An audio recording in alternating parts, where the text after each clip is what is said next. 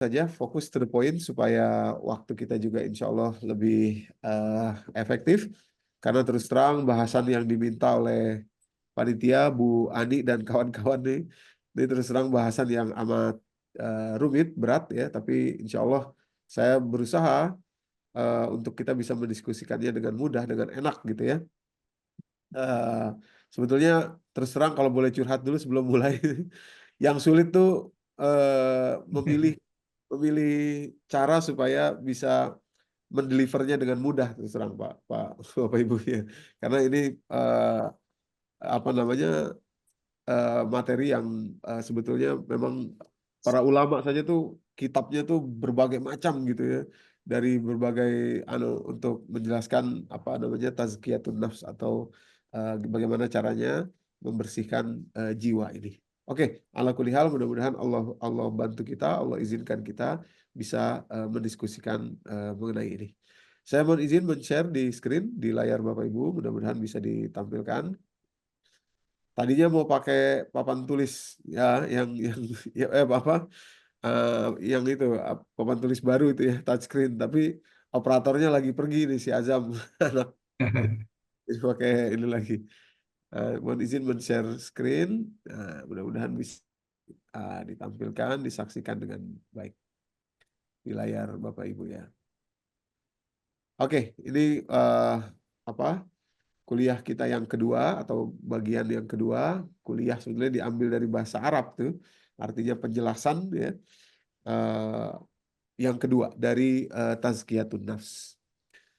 Eh, Insya Allah akan saya bagi menjadi tiga pemaparan kita atau sharing kita hari ini. Yang pertama, tentu saja apa penting untuk kita tahu eh, seluk-beluknya gitu. Jadi tazkiyatun nafs itu apa sih? Nafs itu apa? Harus tahu nih karena namanya juga tazkiyatun nafs kan kalimatnya begini, tazkiyatun nafs. Ya, jadi membersihkan.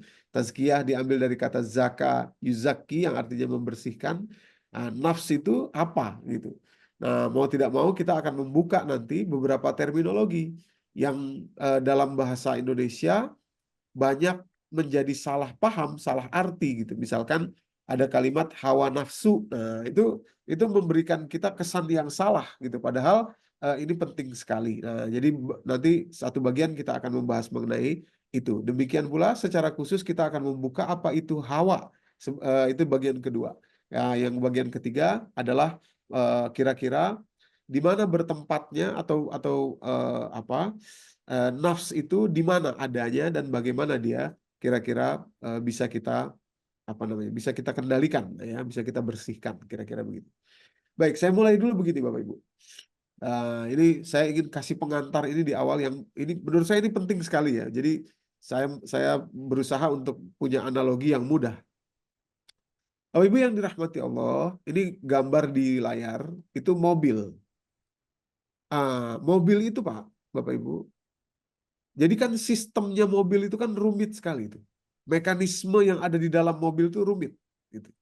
Nah, kita sebagai usernya mobil, kalau kita merasakan ada satu kejanggalan atau persoalan, misalkan AC-nya kok nggak dingin ya? Nah, kita kan harus berbuat sesuatu tuh, memperbaiki kan. Nah, ini saya ambil analogi ini nanti seperti kita, manusia ini. Kita manusia ini punya sistem yang amat rumit.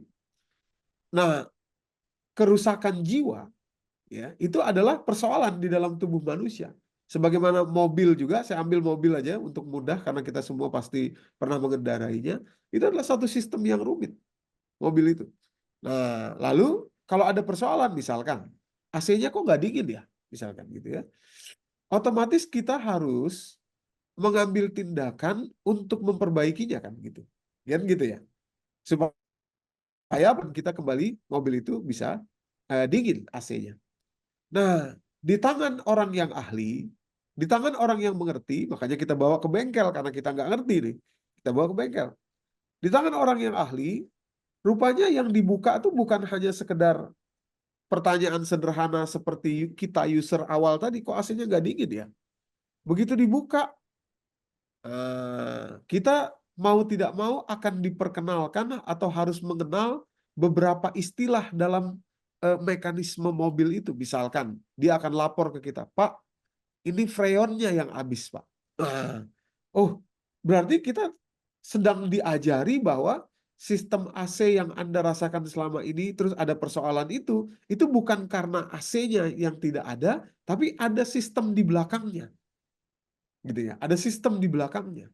Jadi itu adalah akibatnya. AC nggak dingin itu akibatnya. Ada penyebab-penyebab yang belum tentu adalah akibat itu, gitu maksud saya ya. Oh ini Pak, freonnya habis misalkan. Oh oke, berarti itu penyebabnya. Akibatnya AC tidak dingin. Atau di lain kali, di lain waktu misalkan, montirnya lapor, oh Pak ini beltnya, apa belt itu sabuk apa namanya tuh, ininya putarannya, memutar mesinnya. Itu yang rusak Pak, misalkan gitu. Oh ini misalkan di lain kali dia mengatakan, tadi persoalannya masih sama, masih soal AC itu ya. Misalkan dia mengatakan, oh saringannya Pak harus diganti. Oh ininya Pak, oh itunya. Jadi mekanisme untuk satu persoalan AC tidak dingin itu boleh jadi banyak. Nah, dan belum tentu kita langsung bisa tahu gitu ya, karena dia adalah sebab akibat. Oke, saya berharap mudah-mudahan analogi awal ini bisa memudahkan kita nanti untuk mengerti. Nah, Bapak Ibu yang dirahmati Allah, begitu pula diri manusia, diri kita, ada persoalan nih. Kalau tazkiyatun nafs, kalau jiwa kita tidak bersih, jiwa tidak bersih nanti, kalau kita wafat membawa jiwa yang tidak bersih, masuk neraka kita. Itu persoalan. Makanya sekarang dalam kondisi yang kita masih hidup sebagaimana mobil tadi, kita harus segera membuka dia, dan kita juga akan menemukan beberapa terminologi-terminologi yang mau tidak mau harus kita pahami. Sebagaimana mekanisme di mobil tadi itu. Nah, lebih-lebih lagi, ini lebih darurat daripada mobil, karena mobil itu ada montirnya, orang yang bisa kita bayar, kita bisa kita bisa mengandalkan uang kita, pokoknya bayar aja, saya nggak mau tahu apa yang diganti, buat AC mobil saya kembali menjadi dingin. Bisa. Tapi diri kita, manusia, yang punya mekanisme yang juga rumit ini, yang bisa memperbaikinya cuma kita sendiri. Nah, itu. Ini persoalannya. Jadi ada orang-orang yang mengerti, ya para ulama misalkan gitu, nanti dari sekitar kita, tapi mereka hanya bisa memberikan panduan saja, tidak bisa melakukan sesuatu seperti sebagaimana montir kepada mobil tadi, gitu ya.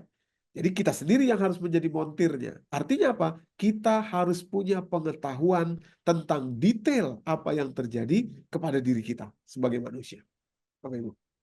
Supaya tadi kita bisa memperbaiki ya. Di pertemuan lalu kita sudah sampaikan penyakit-penyakit jiwa manusia yang membuat orang tidak akan masuk surga nanti. Nanti sebagian kita akan refresh lagi. Tapi saya ingin ke sini dulu. Ini dasarnya surat Ar-Rum surat 30 ayat 30. Bapak Ibu yang dirahmati Allah. Ya, jadi ada default sistem atau standar ya yang Allah ciptakan terhadap diri kita. Namanya fitrah. Diambil dari kata fator. Fator itu penciptaan. Jadi Allah ciptakan kita dengan satu apa ya? Kalau boleh saya katakan sistem yang aslinya. Sistem yang aslinya namanya fitrah. Nah, nanti produk yang Allah ciptakan ini yakni diri kita. Kita pakai di produk ini. Kita yang menggunakan, kita yang menjalankan selama hidup di dunia. Nanti begitu kembali ke sisi Allah harus dalam kondisi fitrah atau default sistem yang awal. Tidak boleh melenceng dari sistem yang lain. Kalau melenceng kepada sistem yang lain, itulah neraka. Ganjarannya neraka. Kira-kira begitu. Apa Ibu? Ya. Nah, coba boleh mungkin kita mohon bantuan Pak Rodian, Pak. Kita bacakan ayat 30 dari surat ke-30. Dari surat Ar-Rum, terjemahnya saja, Pak. Baik, Ustaz. Ar-Rum surat ke-30 ayat ke-30. Ya. Maka hadapkanlah wajahmu dengan lurus kepada agama Allah. Tetaplah atas fitrah Allah yang telah menciptakan manusia menurut fitrah itu. Tidak ada perubahan pada fitrah Allah, itulah agama yang lurus. Tetapi kebanyakan manusia tidak mengetahui. Nah, terima kasih Pak Rodian. Jadi kita Mohon perhatian Bapak Ibu, ke sini ini penting sekali. Jadi kalimatnya faqim wajhaka lid-dini hanifah, hadapkanlah wajahmu kepada satu sistem ya yang memang sudah Allah ciptakan, namanya din. Nah, itu ya, satu sistem itu. Fitratullah yang merupakan fitrah yang Allah ciptakan. Yang dengan itu Allah menciptakan manusia, fataron nasa 'alaiha. Nah, yang menarik tuh kalimatnya begini, Pak. La tabdila li khalqillah. Tidak ada perubahan sama sekali atas fitrah itu. Jadi harusnya manusia kalau ikut saja fitrah itu, kita akan mati, akan kembali ke sisi Allah tanpa ada perubahan. Sebagaimana dulu kita diciptakan. Artinya kalau terjadi perubahan, pasti yang melakukan adalah kita. Itu maksudnya. Zalikat dinul qayyim, itulah agama yang tegak lurus. Walakinna aktsaron nas, tapi kebanyakan manusia la ya'lamun, tidak mengetahui ini. Bapak Ibu yang dirahmati Allah. Nah, jadi intinya tuh matilah kita, bukan matilah kita.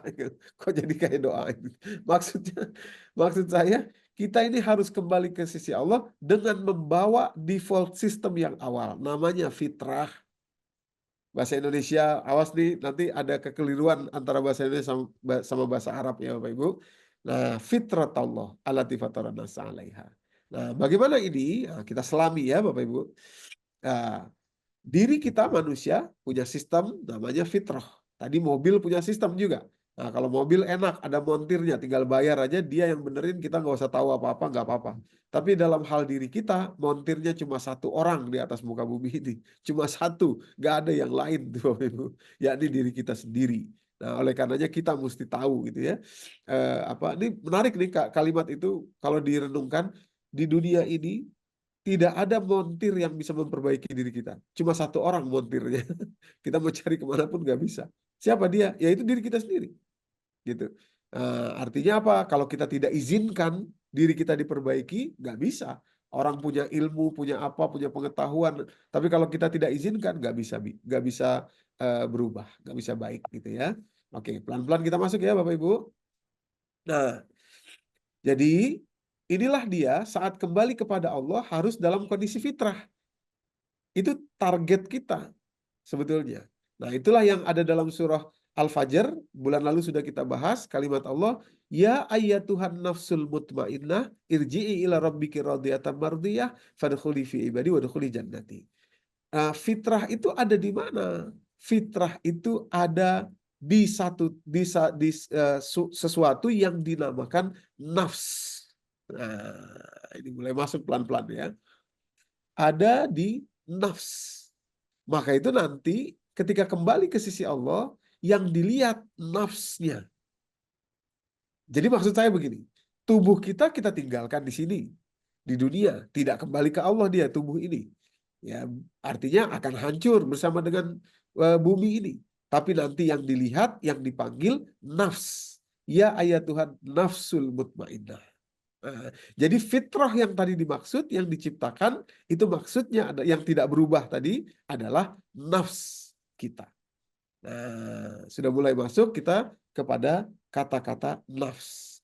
Nah, sekali lagi sebelum mulai saya disclaimer dulu nih. Apa yang akan kita pelajari itu nanti Bapak Ibu ini adalah terminologi Al-Quran.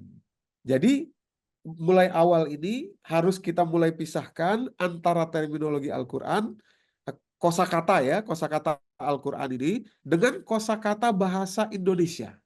Nanti sangat rancu itu. Jiwa misalkan. Jiwa ini apa? Apakah apa namanya? Apakah karakter?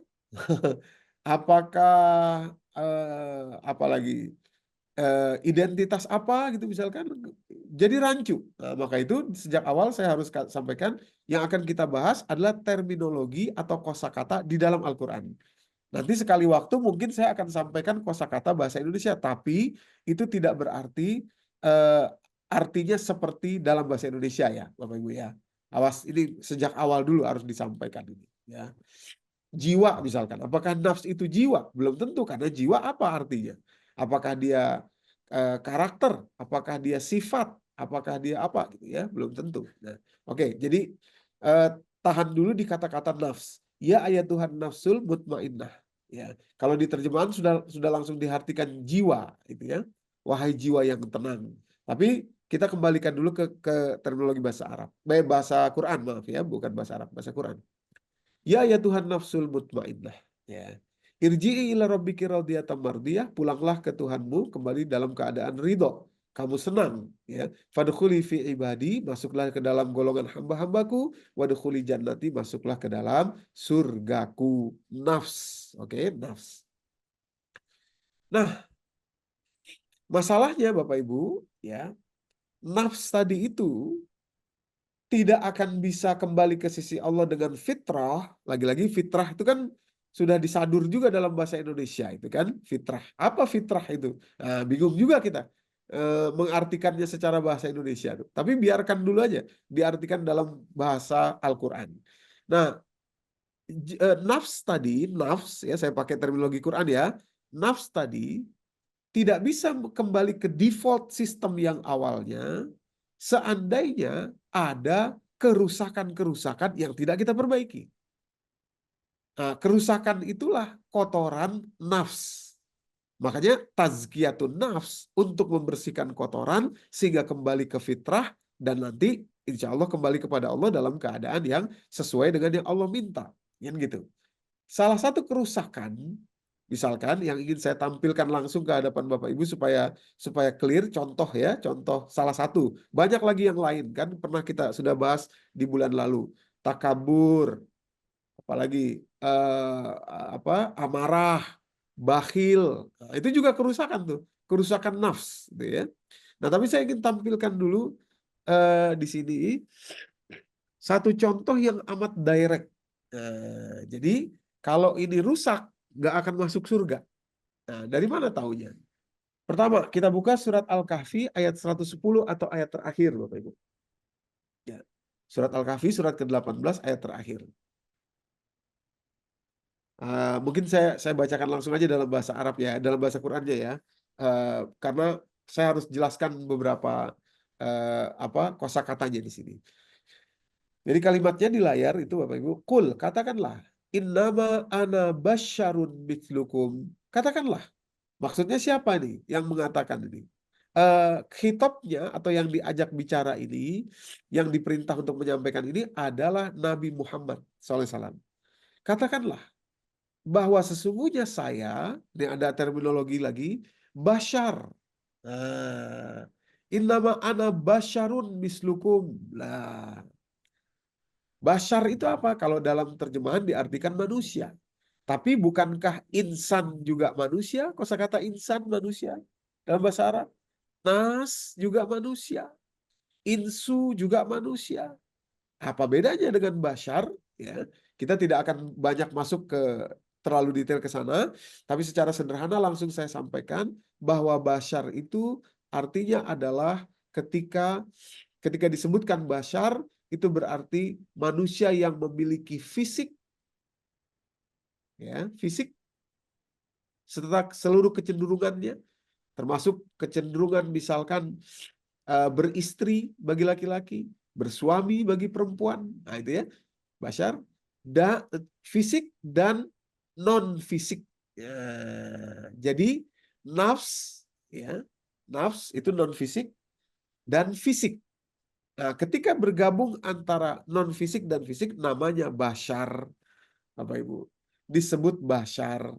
Fisik dan non fisik, ya. Dan metafisik, boleh disebut begitu, metafisik atau lebih dalam daripada fisik. Itu namanya bashar. Lalu Nabi diperintah untuk mengatakan, saya ini bashar seperti kalian. Saya laki-laki sama seperti yang laki-laki juga. Memiliki kecenderungan untuk memiliki istri, misalkan begitu. Memiliki kecenderungan untuk makan sesuatu yang saya sukai, yang saya enak, gitu misalkan ya. Mithlukum seperti kalian. Bedanya adalah yuha ilayya, diwahyukan kepada saya, annama ilahukum ilahu wahid, yakni kalimat tauhid, bahwa tidak ada Tuhan selain Allah yang satu itu. Lalu kalimat ujungnya, faman kana yarju liqa'a rabbih, barang siapa yang nanti ingin berjumpa dengan Tuhannya. Tentu yang dimaksud sekarang adalah metafisiknya yang berjumpa dengan Tuhannya nanti, gitu ya. Apa syarat untuk bisa berjumpa dengan Tuhannya, alias masuk surga? Ada dua syaratnya. Falyamal amalan soliha, hendaklah dia beramal soleh. Syarat yang kedua nih, wala yusyrik bi ibadati rabbihi ahada. Janganlah dia mensyirikkan Allah atau mempersekutukan Allah dengan apapun juga. Nah, ahada ini memiliki sifat di sini dari dari simbol fatah fatah tanwinnya, ya. Jadi sifat atau nakiroh. Jadi tidak boleh ada apapun juga yang didustakan, yang diduakan dengan Allah. Nah, maksudnya Bapak Ibu, nah ini saya jelaskan sedikit penyakit dari nafs tadi ya, nafs kita tadi itu ya. Sehingga tidak lagi fitrah.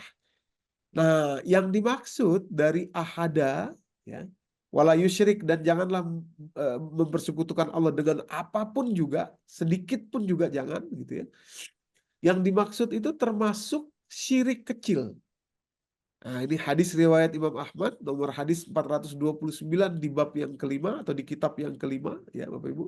Dan di beberapa kitab yang lain termasuk dalam Sahihain. Yakni ketika Nabi SAW bersabda, diriwayatkan dari Mahmud bin Labib, Rasul SAW bersabda di depan para sahabat yang ternama seperti Sayyidina Abu Bakar, Sayyidina Utsman, Sayyidina Ali, Sayyidina Umar Ibn Khattab radhiyallahu anhu, Sayyidina Zubair dan lain sebagainya. Sahabat-sahabat terkemuka. Nabi bersabda, Innama akhwafa ma akhafu alaikum asyirkul asgor. Saya tuh takut kalian terkena syirik kecil. Nah, tadi syirik tidak akan masuk surga tadi ya. Faman kana yarju liqa rabbi, kalau kamu mau jumpa dengan Tuhanmu, beramal soleh dan jangan ada syirik sama sekali ya. Lalu dalam hadis ini kata Nabi, saya takut kalian kena syirik kecil. Loh, syirik kecil itu apa? Ya Rasulullah, kata para sahabat bertanya, ma huwa syirkul asgor ya Rasulullah? Syirik kecil itu apa? Kata para sahabat bertanya kepada Rasulullah. Lalu dijawab oleh Nabi SAW, ar-riya, syirik kecil itu adalah riya. Yaqulullaha azza wa jalla lahum yaumal qiyamah. Nanti Allah akan berkata di hari kiamat kepada orang yang riya. Ya, iza juzyan nas bi'amalihim. Kalau kalian beramal di dunia pingin dilihat oleh manusia, maka izhabu, pergilah kalian ilal lazina kuntum turaun, kepada orang-orang yang dulu kalian pamerkan amal perbuatan soleh kalian di dunia, selama di dunia, fanzuru hal tajiduna indahum jazaa, maka mintalah kepada dia balasan dari amal perbuatan yang dulu kalian pamerkan kepada manusia itu. Nah, jadi riya syirik, syirik kecil. Riya ini penyakit jiwa tadi ya, nafs tadi. Nah, kita membersihkan tazkiyatun nafs, salah satunya dari riya, agar kembali ke fitrah, yakni apa? Hanya kepada Allah. Nah, gitu maksudnya. Ya, akhirnya nanti kembali dalam keadaan ya ayat Tuhan nafsul mutmainnah, jiwa yang pakai kata nafs saja ya, nafs yang mutmainnah, Bapak Ibu yang dirahmati Allah. Nah, gitu. Oke, saya berusaha untuk menyampaikan arahnya, polanya gitu ya, garisnya tuh mau kemana. Oke. Nah, oleh karenanya sekarang ada persoalan kita nih untuk membuka, supaya kita sudah tahu penyakitnya adalah kotoran nafs, antara lain riya, marah, bakhil, apalagi takabur gitu ya, pengen lebih dari orang lain, pengen diakui dan lain sebagainya. Pokoknya semua seperti itu. Muara salah satunya adalah riya. Nah, sekarang bagaimana cara membersihkan nafs ini?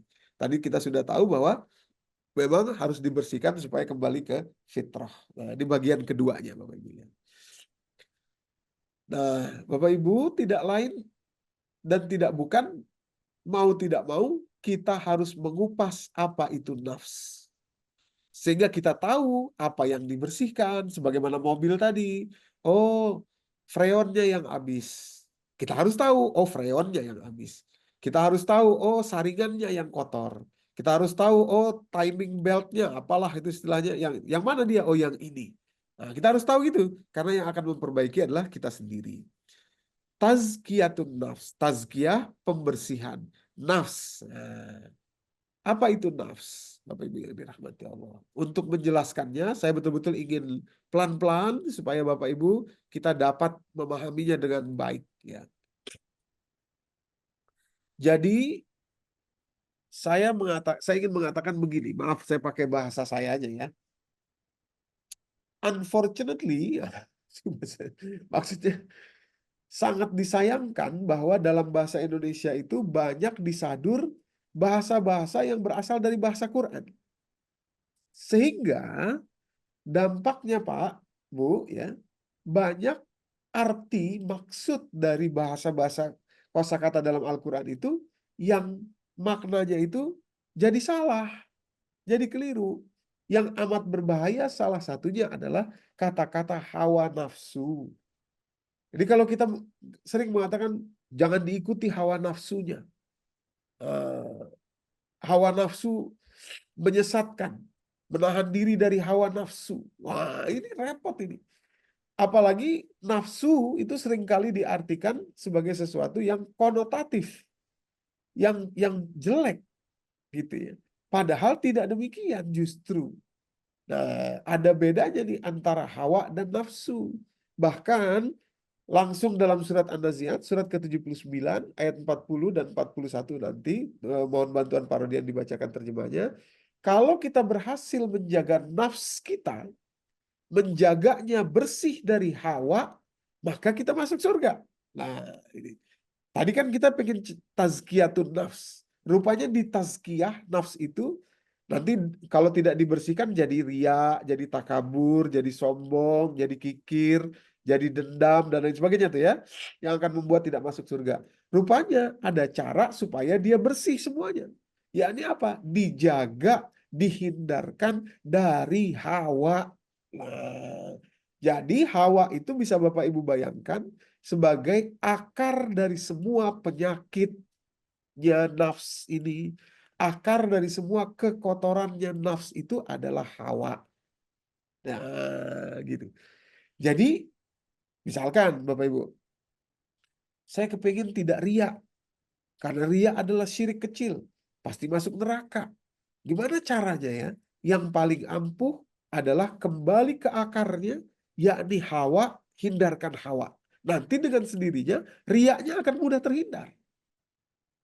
Saya ingin membersihkan nafs saya, diri saya dari takabur misalnya.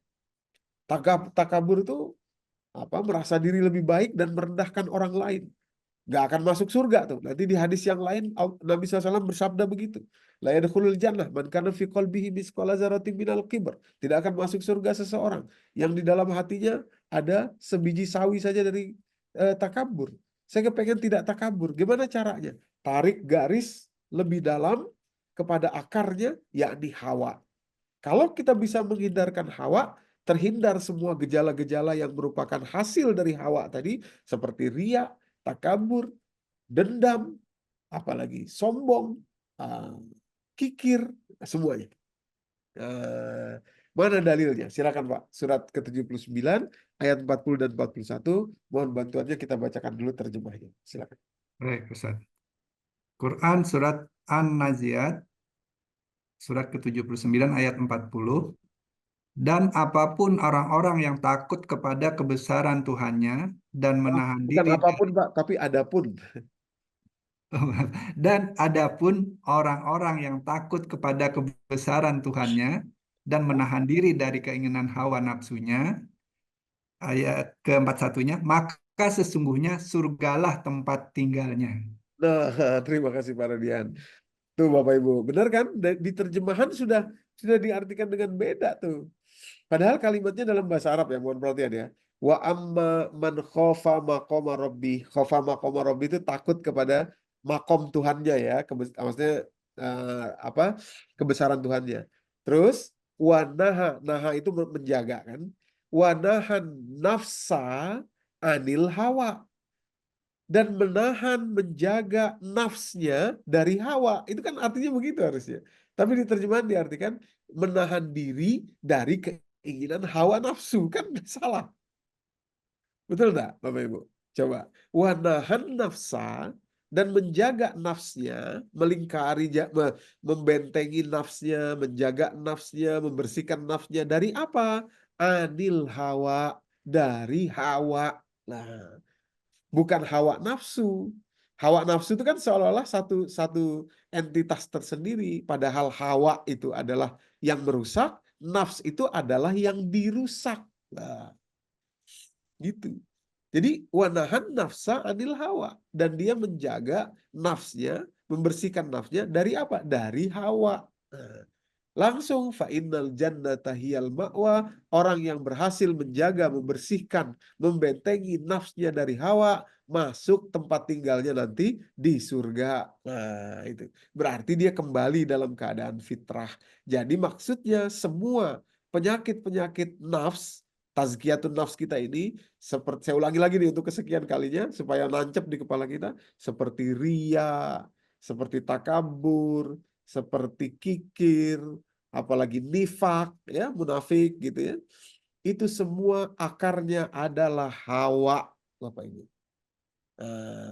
Menyerang kemana dia? Seperti kanker gitu ya, menyerang kemana? Menyerang ke nafs. Nah, itu. Nafs. Nah, jadi udah harus kita buka nih, hawa itu apa? Apa saja, karena dia adalah ibunya dari semua penyakit itu. Nah, jadi kalau satu-satu kita cuma ya biar jaga jaga hati atau jaga diri ini, usahakan kita tidak takabur. Ya tidak takabur gimana caranya? Satu kedua kali kita bisa menahan tidak takabur. Tapi kalau tidak diberantas, tidak dicabut dari akar-akarnya, akan kembali lagi tuh Bapak Ibu ya. Kembali lagi. Oke ya. Jadi sudah, ini penting sampai di sini, mudah-mudahan saya cukup bisa menjelaskan dengan mudah ya Bapak Ibu ya, bahwa nafs itulah yang menjadi korban, justru nafs itu yang akan kembali kepada Allah, nafs itulah yang terlahir dengan fitrah, harusnya dikembalikan dengan fitrah. Nah, tidak fitrah ketika dia diganggu atau terkena yang namanya hawa. Jadi tidak betul ada hawa nafsu, itu nggak betul. Yang betul adalah nafs sendiri, hawa itu sendiri. Hawa yang merusak, nafs yang dirusak. Nah, oke. Mau tidak mau sekarang kita masuk kepada pemahaman atau memahami apa itu hawa, ya, supaya kita mengerti dan bisa membentenginya dari nafs kita. Hawa, Bapak Ibu, disebut 38 kali dalam Al-Quran dengan berbagai bentuk. Sementara nafs, ya, disebut 331 kali di dalam Al-Quran dengan berbagai bentuk. Nah, ini ya. Oke, apa saja hawa itu? Pertama, saya ingin tampilkan dulu dua penyebutan. Tidak semua ini, tidak semua 38 ini, tidak semua kita sebut, hanya saya mengambil yang paling krusial saja untuk kita bisa memahaminya. Yang pertama, ada dua ayat yang hampir sama, yakni surat ke-25 ayat 43 dan surat 45 ayat 23. Nah, itu luar biasa ya. Angkanya itu menarik. 2543, 4523. Isinya hampir sama, hanya berbeda sedikit. Yang 4523 alias surat Al-Jasiyah, surat ke-45 ayat 23 itu lebih kompleks. Lebih kompleks karena nanti ada orang yang mengikuti hawanya tapi berdasarkan ilmu. Jadi kira-kira surat 25 ayat 43, orang yang ngikutin hawa tanpa ilmu. Keinginan aja. Hawa itu apa? Saya mulai buka ya sedikit anunya. Keinginan. Keinginan diri. Itu hawa. Jadi ada orang yang mengikuti keinginan dirinya tanpa ilmu, tapi ada orang yang kelasnya tinggi tuh. Keinginannya itu berdasarkan ilmu. Nah, berdasarkan ilmu tertentu yang dia miliki. Tapi keinginan itu sama juga, sama-sama hawa juga. Nah, jadi surat 25 ayat 43 dan surat 45 ayat 23. Nah, boleh mohon bantuan Pak Rodian, kita bacakan dulu surat Al-Furqan ayat 43, Pak. Baik, Ustaz. Quran surat Al-Furqan surat ke-25 ayat 43. Ya. terangkanlah kepadaku tentang orang yang menjadikan hawa nafsunya sebagai Tuhannya. Nah, Maka apakah kamu dapat menjadi pemelihara atasnya? nah, jadi lagi-lagi kalau diterjemahan digabungkan antara kata hawa nafsu itu ya. Padahal tadi sudah jelas bahwa hawa apa hawa itu saya ini dulu saya bocorkan dulu keinginan. Jadi aro'aita man ittakhadha ilahahu hawahu. Apa engkau tidak lihat, tidak perhatikan orang-orang yang menjadikan keinginannya sebagai Tuhan dalam dirinya, sebagai Tuhan. Artinya diikuti apapun keinginannya tuh, dia pengen diikuti. Kalau tidak diikuti dia akan merasa kecewa, merasa ini dan itu dan lain sebagainya. Afa anta takunu alaihi wakila? Apa engkau sanggup menjadi pemelihara dia? Menunjukkan bahwa betul-betul berat ini. Nah, jadi maksud saya sebelum nanti ke ayat berikutnya, ayat surat ke-45 ayat 23, orang yang disebut dalam surat Al-Furqan ini kira-kira orang yang secara umum. Kalau yang nanti di surat Al-Jasiyah orang yang pinter, punya ilmu, tapi sama juga mengikuti keinginan sendiri juga.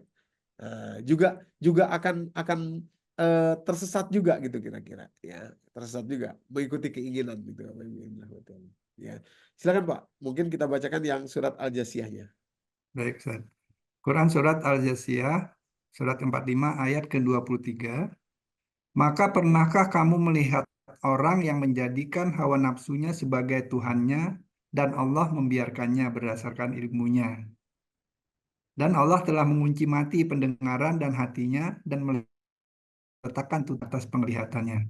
Maka siapakah yang akan memberikannya petunjuk sesudah Allah membiarkannya sesat? Maka mengapa kamu tidak mengambil pelajaran? Nah, ini kira-kira ini adalah orang yang akrab dengan ilmu. Akrab maksudnya ilmu tuh ya pinter lah kira-kira gitu ya, punya satu kemampuan. Tapi sesat juga karena mengikuti keinginannya juga. Gitu, mengikuti keinginannya juga. Menjadikan keinginan itu sebagai Tuhannya. Tuhan itu kan diikuti, dituruti, nah, dicintai, ya keinginan itu Bapak Ibu yang dirahmati Allah. Nah, jadi memang Hawa ini ya secara langsung adalah keinginan. Nanti kita jelaskan dari mana kok taunya begitu sampai diartikan keinginan. Oke, kita tinggalkan ini yang kalau diikuti terus akan menyesatkan. Ya.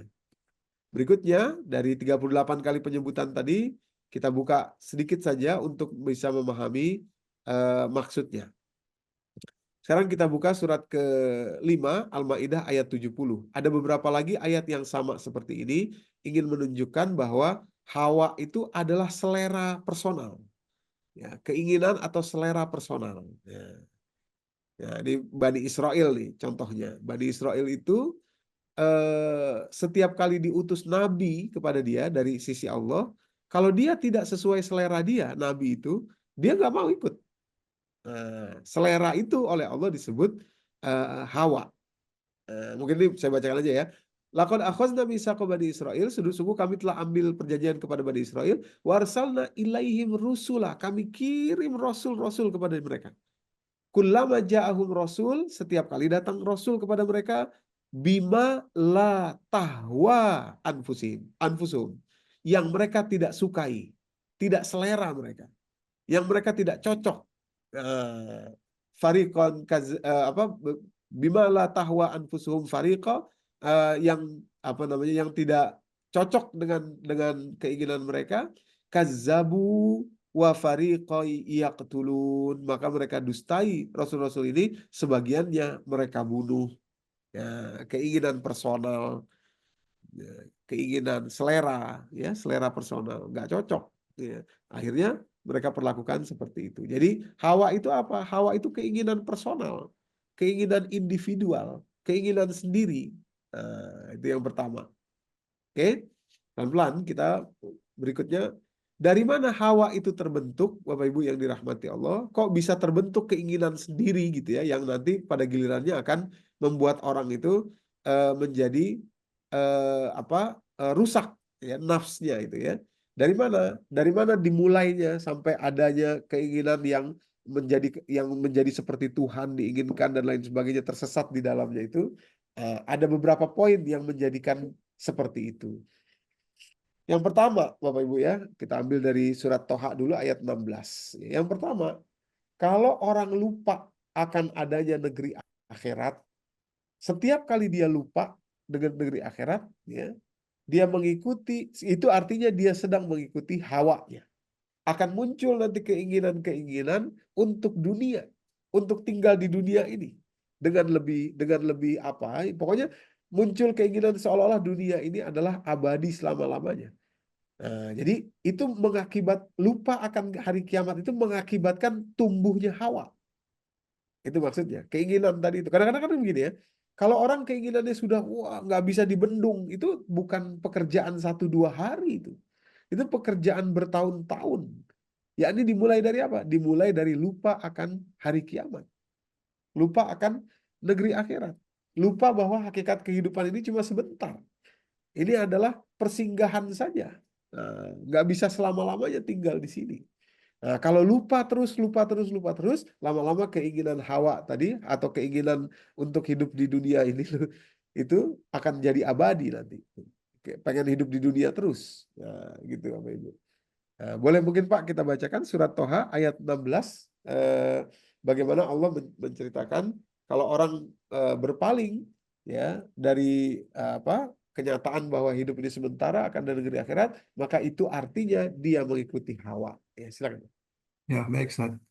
Quran surat Toha, surat ke-20 ayat ke-16. Maka sekali-sekali janganlah kamu dipalingkan daripadanya, yaitu hari kiamat, oleh orang yang tidak beriman kepadanya dan oleh orang yang mengikuti hawa nafsunya, yang menyebabkan kamu jadi binasa.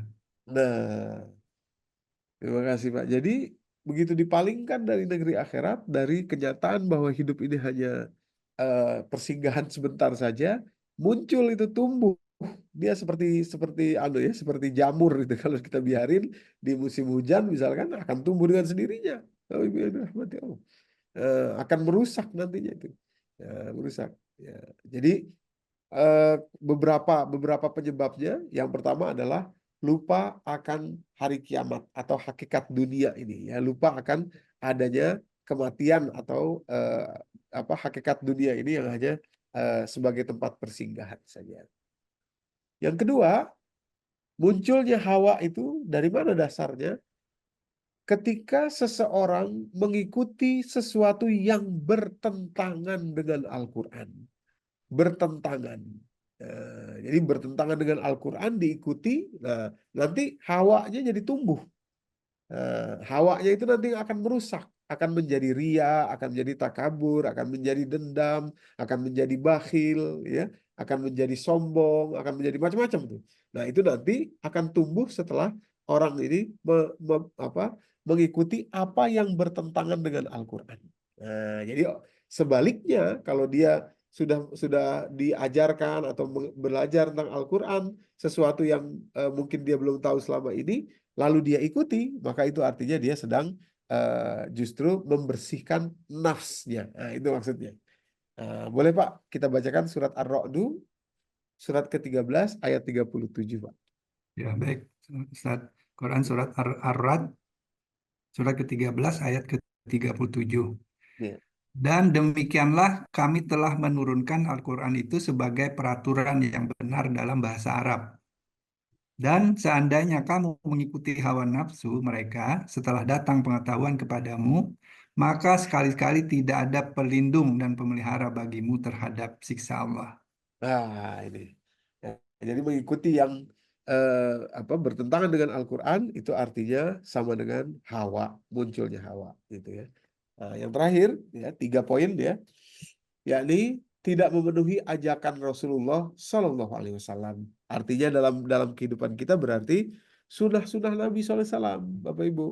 Ya banyak ini sunnah-sunnah Nabi Sallallahu Alaihi Wasallam yang tentu saja banyak yang bukan berkaitan dengan fisik gitu ya. Kalau kalau berkaitan dengan fisik boleh-boleh aja Bapak Ibu ikut. Misalkan kita tahu dalam Sunan At-Tirmizi itu Rasulullah itu rambutnya tuh sekuping Pak. Segini nih, Rasulullah itu. Jadi sebahu sekuping. Jadi gondrong. Rasulullah tuh gondrong. gondrong tapi tidak sampai seperti anu ya.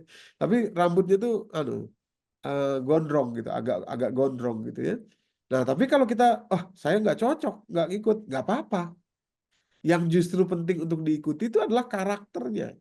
Nah, misalkan dalam satu hadis Nabi SAW, beliau pernah bersabda, khairukum khairuhu li ahli. Sebaik-baik kalian, baik laki-laki maupun perempuan, adalah yang paling baik kepada keluarganya. Nah, kalau kita tidak memenuhi itu, tidak memenuhi ajakan Rasulullah, berarti itu kita sedang mengikuti hawa. Contoh, orang menjadi istri misalkan, atau menjadi ibu di dalam rumah tangganya, tapi tidak bisa berperilaku baik kepada suaminya, kepada anak-anaknya, yang dituruti egonya, nah itu hawa itu yang dia turuti itu. Padahal kata Rasulullah tadi, sebaik-baik kalian adalah yang paling baik terhadap keluarganya. Suami juga begitu. Atau bapak ya, laki-laki di tengah keluarganya. Menjadi yang paling baik itu sunnah Nabi SAW, ajakan Rasulullah. Kalau kita tidak memenuhinya, maka tadi kita sedang mengikuti hawa. Tumbuh subur nanti hawa itu di dalam diri kita, Bapak Ibu yang dirahmati Allah. Dalilnya surat ke-28 Al-Qasas ayat ke-50. Nah, silakan Pak Rodian, mohon bantuannya kita baca lagi terjemahnya. Ya, baik, Ustaz. Quran Al-Qasas surat 28 ayat 50. Maka jika mereka tidak menjawab tantanganmu, ketahuilah bahwa sesungguhnya mereka hanyalah mengikuti hawa nafsu mereka belaka. Dan siapakah yang lebih sesat daripada orang yang mengikuti hawa nafsunya dengan tidak mendapat petunjuk dari Allah sedikit pun. Sesungguhnya Allah tidak memberi petunjuk kepada orang-orang yang zalim. Nah, terima kasih Pak. Jadi apa? Keinginan personal, selera itu tumbuh tadi akan menjadi Tuhan bahkan ketika mulai seseorang itu lupa akan hari kiamat, ya, mengejar dunia ini seolah bisa hidup abadi di sini. Apakah artinya kita tidak boleh punya banyak duit, Ustadz? Bukan. Tapi kalau orang ingat akan akhirat, maka dia berinvestasi terhadap akhiratnya. Lebih banyak daripada dia berinvestasi atau terhadap hanya memenuhi kebutuhan duniawiyahnya. Itu. Kenapa? Karena harta kan dibawa mati juga. Wabtaghi fima atakallahu darul akhirah. Surat ke-28 ayat 77. Carilah negeri akhirat dengan apa yang Allah berikan kepadamu di dunia ini. Itu maksudnya.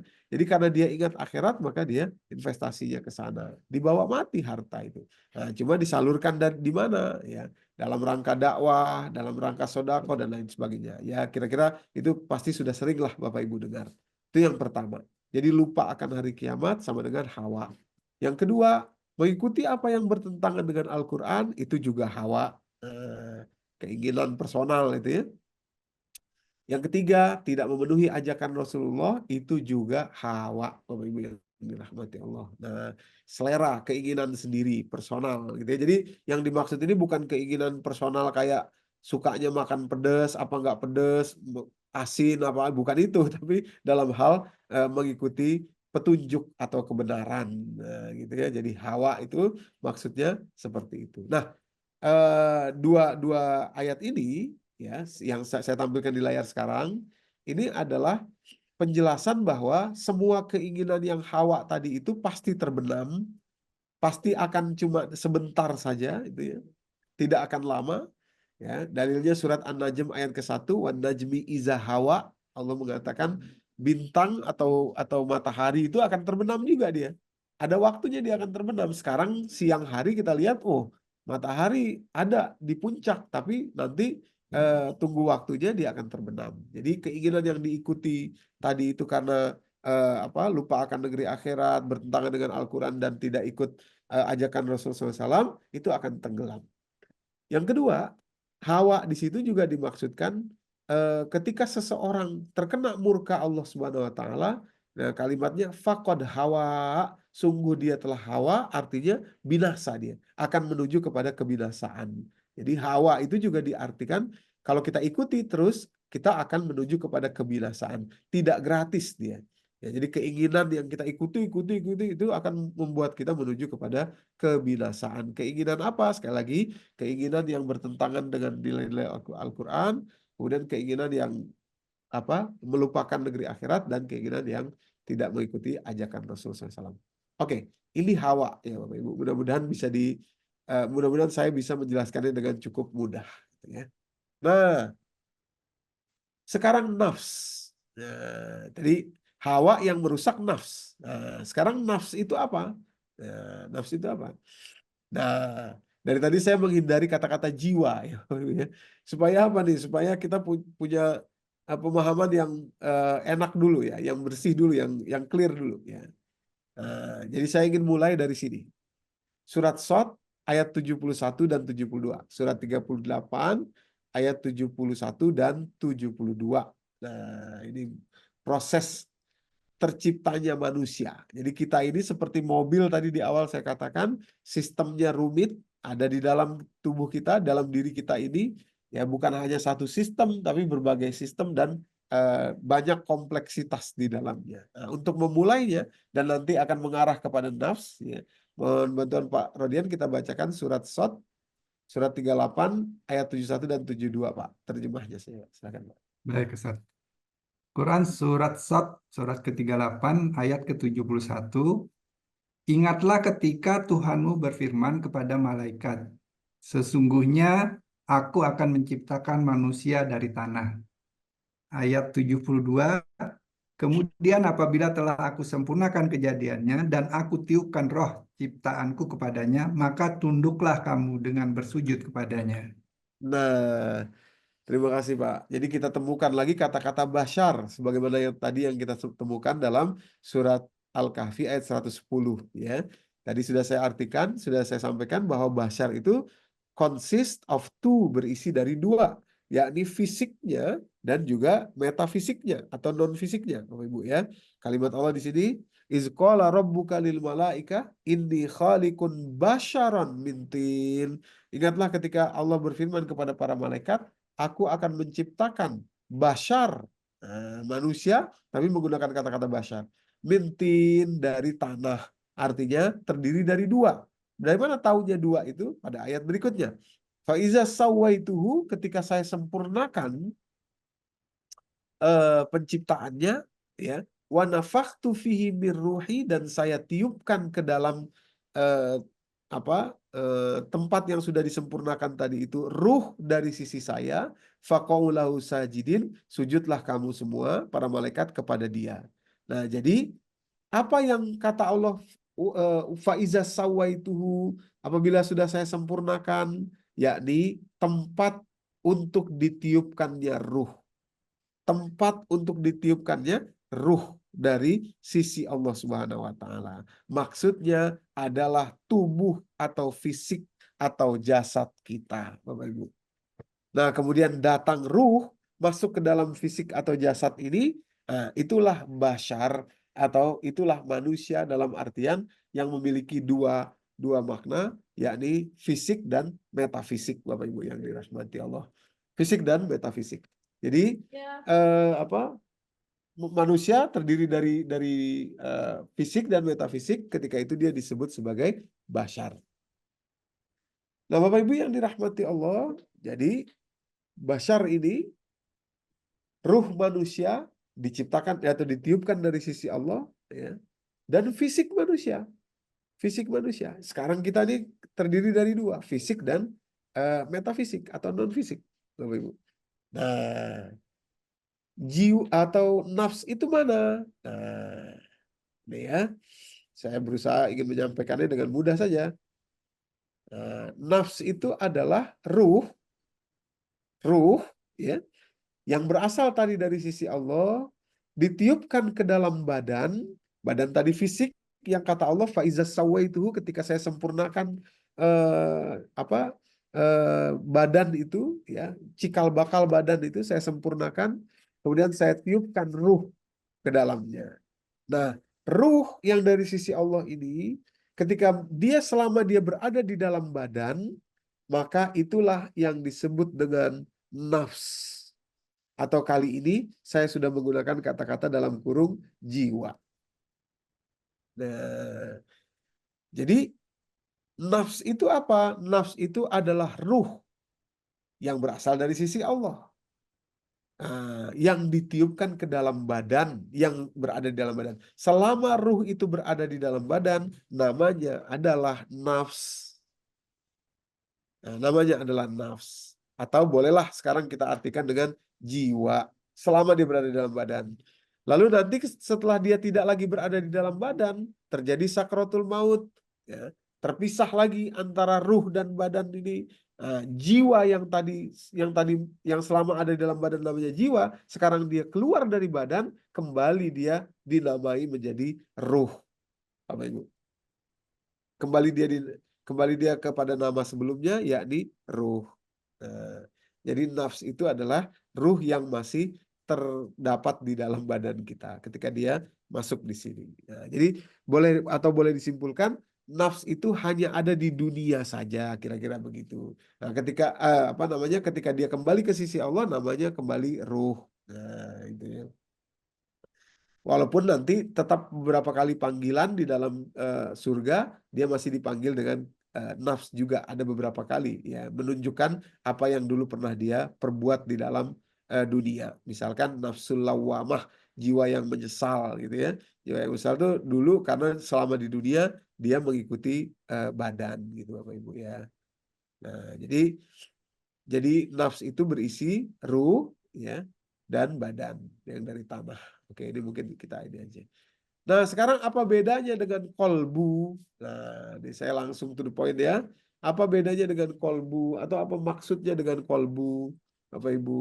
Nah, kolbu ini ya ternyata adalah tempat, walaupun tidak bisa disebut seperti bertempatnya air di gelas, tapi ketika tadi Allah berfirman, setelah saya sempurnakan faiza sawaituhu, ketika saya sempurnakan fisik, ya sudah siap fisiknya, lalu saya tiupkan ruh ke dalam fisik itu. Nah, kapan itu terjadinya? Ini untuk mengetahui nanti di mana Hawa itu berada. Tadi Hawa kan yang mengotori kan.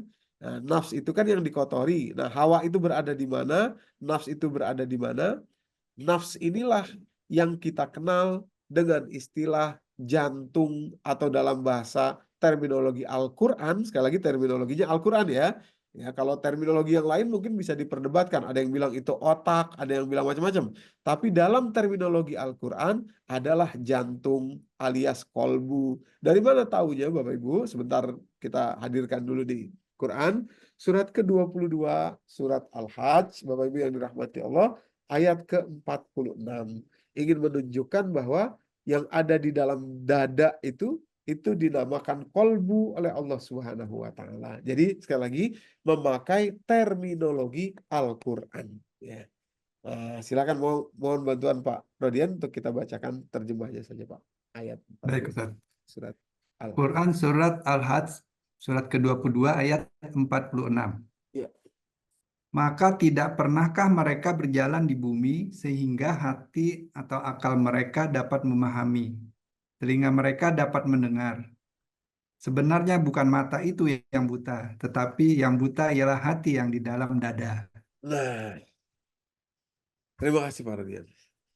Jadi kalimat ini menegaskan kepada kita, fa innaha la ta'mal absor. Yang buta itu bukan absor. Basor, Bapak namanya absor.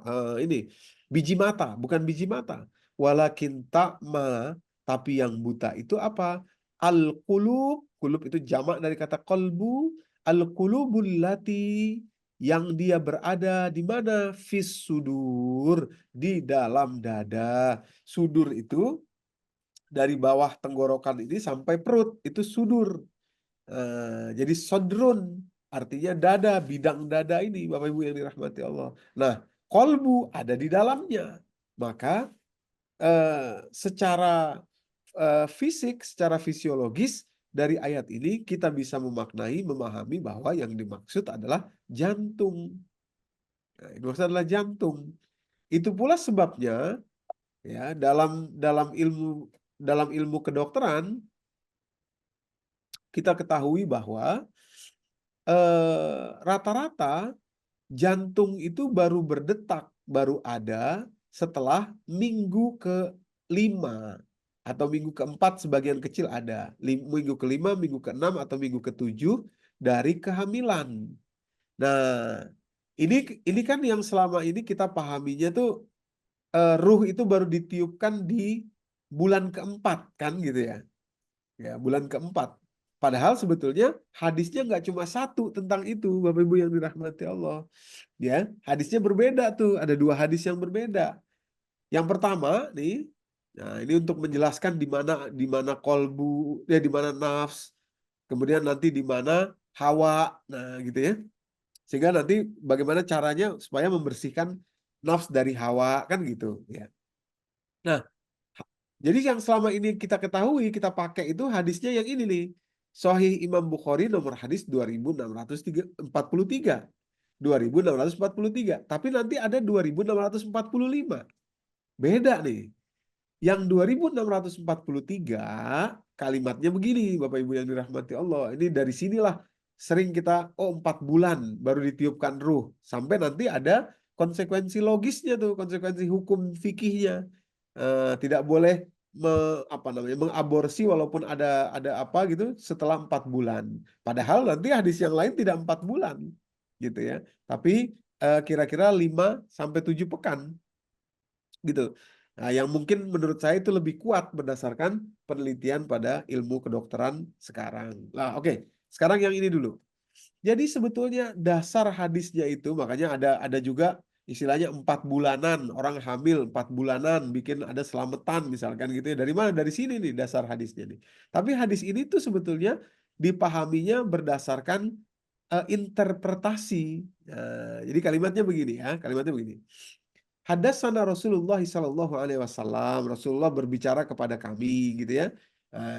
Jadi wahwa sadiqul masduq, dan dia adalah yang sebenar-benarnya apa orang yang berkata, ya kira-kira begitu ya.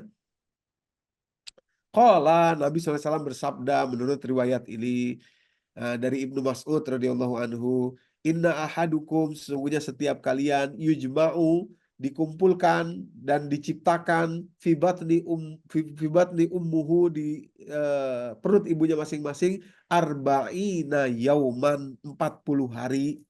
Nah, ada kata-kata 40 hari itu ya, arba'ina yauman. Tsumma yakunu fi zalika alaqatan misla zalik. Nah, ini dia nih. Kemudian dari eh, 40 hari itu berubah menjadi alaqoh. Berubah menjadi alaqoh. Alaqoh itu apa? Alaqoh itu adalah segumpal darah. Misla zalik seperti itu juga. Itu artinya dalam bahasa Arab. Nah, diartikan, diinterpretasikan kata-kata misla zalik itu, misla zalik arba'ina yauman, 40 hari. Jadi kalian dikumpulkan di perut atau di rahim ibu kalian 40 hari.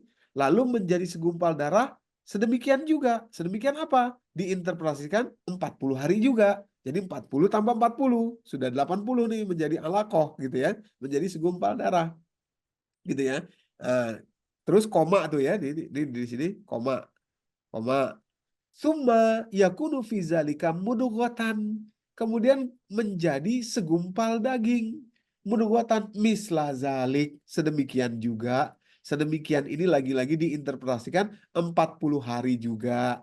Jadi 40 tambah 40 tambah 40. Summa yursalul malak. Kemudian dikirimlah malaikat. Fayanfakhu fihi ruh, dan ditiupkanlah ruh kepadanya. Setelah apa? Setelah misla zalik, misla arba'ina yauman. Tadi interpretasinya 40, 40, 40, 120. Eh, Ditiupkanlah ruh. Ya. Fayu'maru, kemudian apa namanya di apa namanya dituliskanlah kepada dia kalimat, satu ketentuan ya, kalimat itu disebut ketentuan ya. Ketentuan apa yang ditulis kepada dia, yakni ajalnya, ajaluhu wa amaluhu, dan ajalnya, kemudian apa istilahnya ya, sepak terjang, maksudnya rezekinya gitu ya, dan kebahagiaannya. atau kesedihannya gitu. Artinya takdirnya gitu ya. Dalam Sahih Muslim Rokum atau nomor 2643. Jadi itu interpretasi dari kata misla zalik. Makanya dapat angka 120. 120 itu kan berarti 4 bulan kan, 4 kali 30 gitu kan ya. Atau 40 kali 3 dalam hal ini Rasul menyebutkan 40 hari gitu. Berarti kira-kira 4 bulan. Dari sinilah ada selamatan 4 bulanan lah gitu ya. Dan lain sebagainya itu dari sini asalnya. Tapi Bapak Ibu ada hadis lagi nih. Di riwayat Imam Muslim juga. Nomor hadis 2645. Dan oleh sebagian mazhab yang lain seperti Maliki dan Hanafi itu dipakainya ini, yakni jumlahnya 42 hari. Gitu. 42 hari itu berarti kalau 1 minggu itu 7 hari, berarti kira-kira 6 minggu. 6 minggu. Nah, kalau ini kalimatnya begini.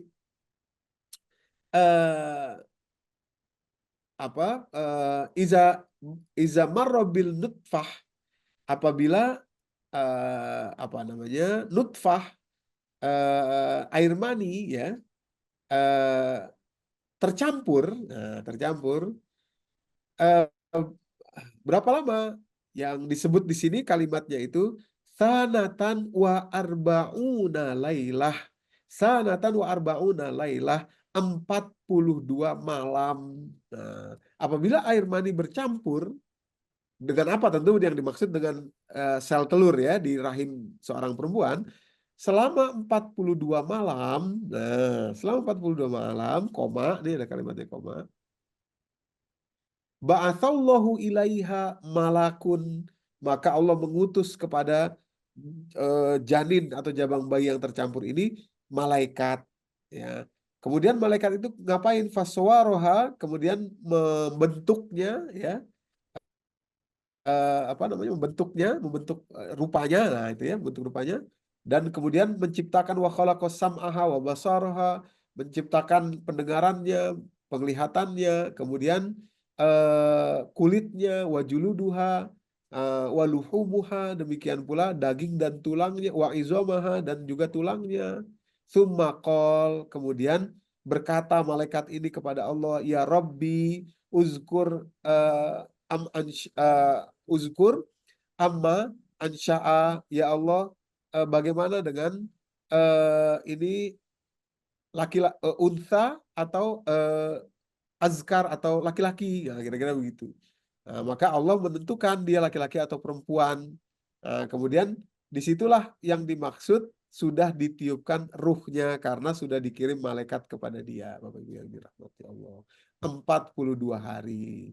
Juga Sahih Muslim. Nomor hadisnya 2645. 42 hari. Maka itu Imam Maliki dan Imam Hanafi dalam hal ini mazhabnya itu mengharamkan terjadinya pengguguran kandungan setelah 5 atau 6 minggu kehamilan.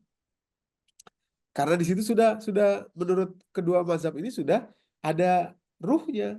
Nah, itulah yang kita temukan tadi ya, dalam ilmu kedokteran atau fisiologi ya, uh, sudah ada detak jantung di pekan kelima embrio kurang lebih, atau bahkan ada yang lagi yang sebagian di pekan keempat, atau yang lazimnya biasanya pekan keenam, pekan kelima atau pekan keenam, persis kira-kira 42 hari dalam hitungan atau dalam sebutan hadis tadi, Bapak Ibu yang dirahmati Allah.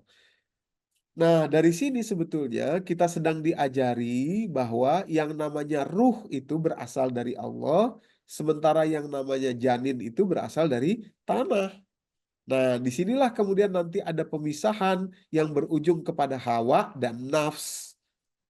Nafs itu adalah ruh yang selama dia menetap di dalam badan, tadi namanya jiwa, namanya nafs. Ketika dia keluar nanti dari badan, kembali menjadi namanya ruh. Sementara badan tadi atau tempat dia ditempatkan tadi, itulah yang disebut dalam surat apa? eh, da, tadi yang disebutkan misalkan beberapa kali sebetulnya penyebutannya itu, tapi yang tadi kita sudah bacakan dalam surat ke-38, ayat 71 dan 72. Kalimatnya faiza sawaituhu, ketika sudah sempurna ini, apa yang sempurna yaitu tempatnya itu. Ya, artinya janinnya sempurna, artinya apa? Di pekan ke-42. Kalau dalam nomor hadis 2645 tadi, di hari ke-42, wa nafakhtu fihi mir ruhi, saya tiupkan ruh dari sisi saya. Atau kalau yang mau ambil pendapat 120 hari alias 4 bulan boleh juga, silakan. Silakan, artinya ditiupkannya sejak saat itu, Bapak Ibu. Nah, ini gunanya untuk kita bisa memetakan bahwa ruh, ya, itulah yang fitrah, ya, tidak berubah. Tadi surat 30 ayat 30 tidak pernah berubah. Sementara yang lainnya dalam hal ini adalah di dalam otak manusia, ya, yang keinginan tadi terwujud, ya, Hawa tadi berada, itu ada di dalam penciptaan yang merupakan janin, ya. Ada janin itu nanti berubah menjadi kolbu, jadi ada 3, ya, exotherm, endoderm, satu lagi apa itu, ya, etno, ya. Nah, jadi janin itu dari segumpal darah berubah menjadi tiga besar gitu, ya.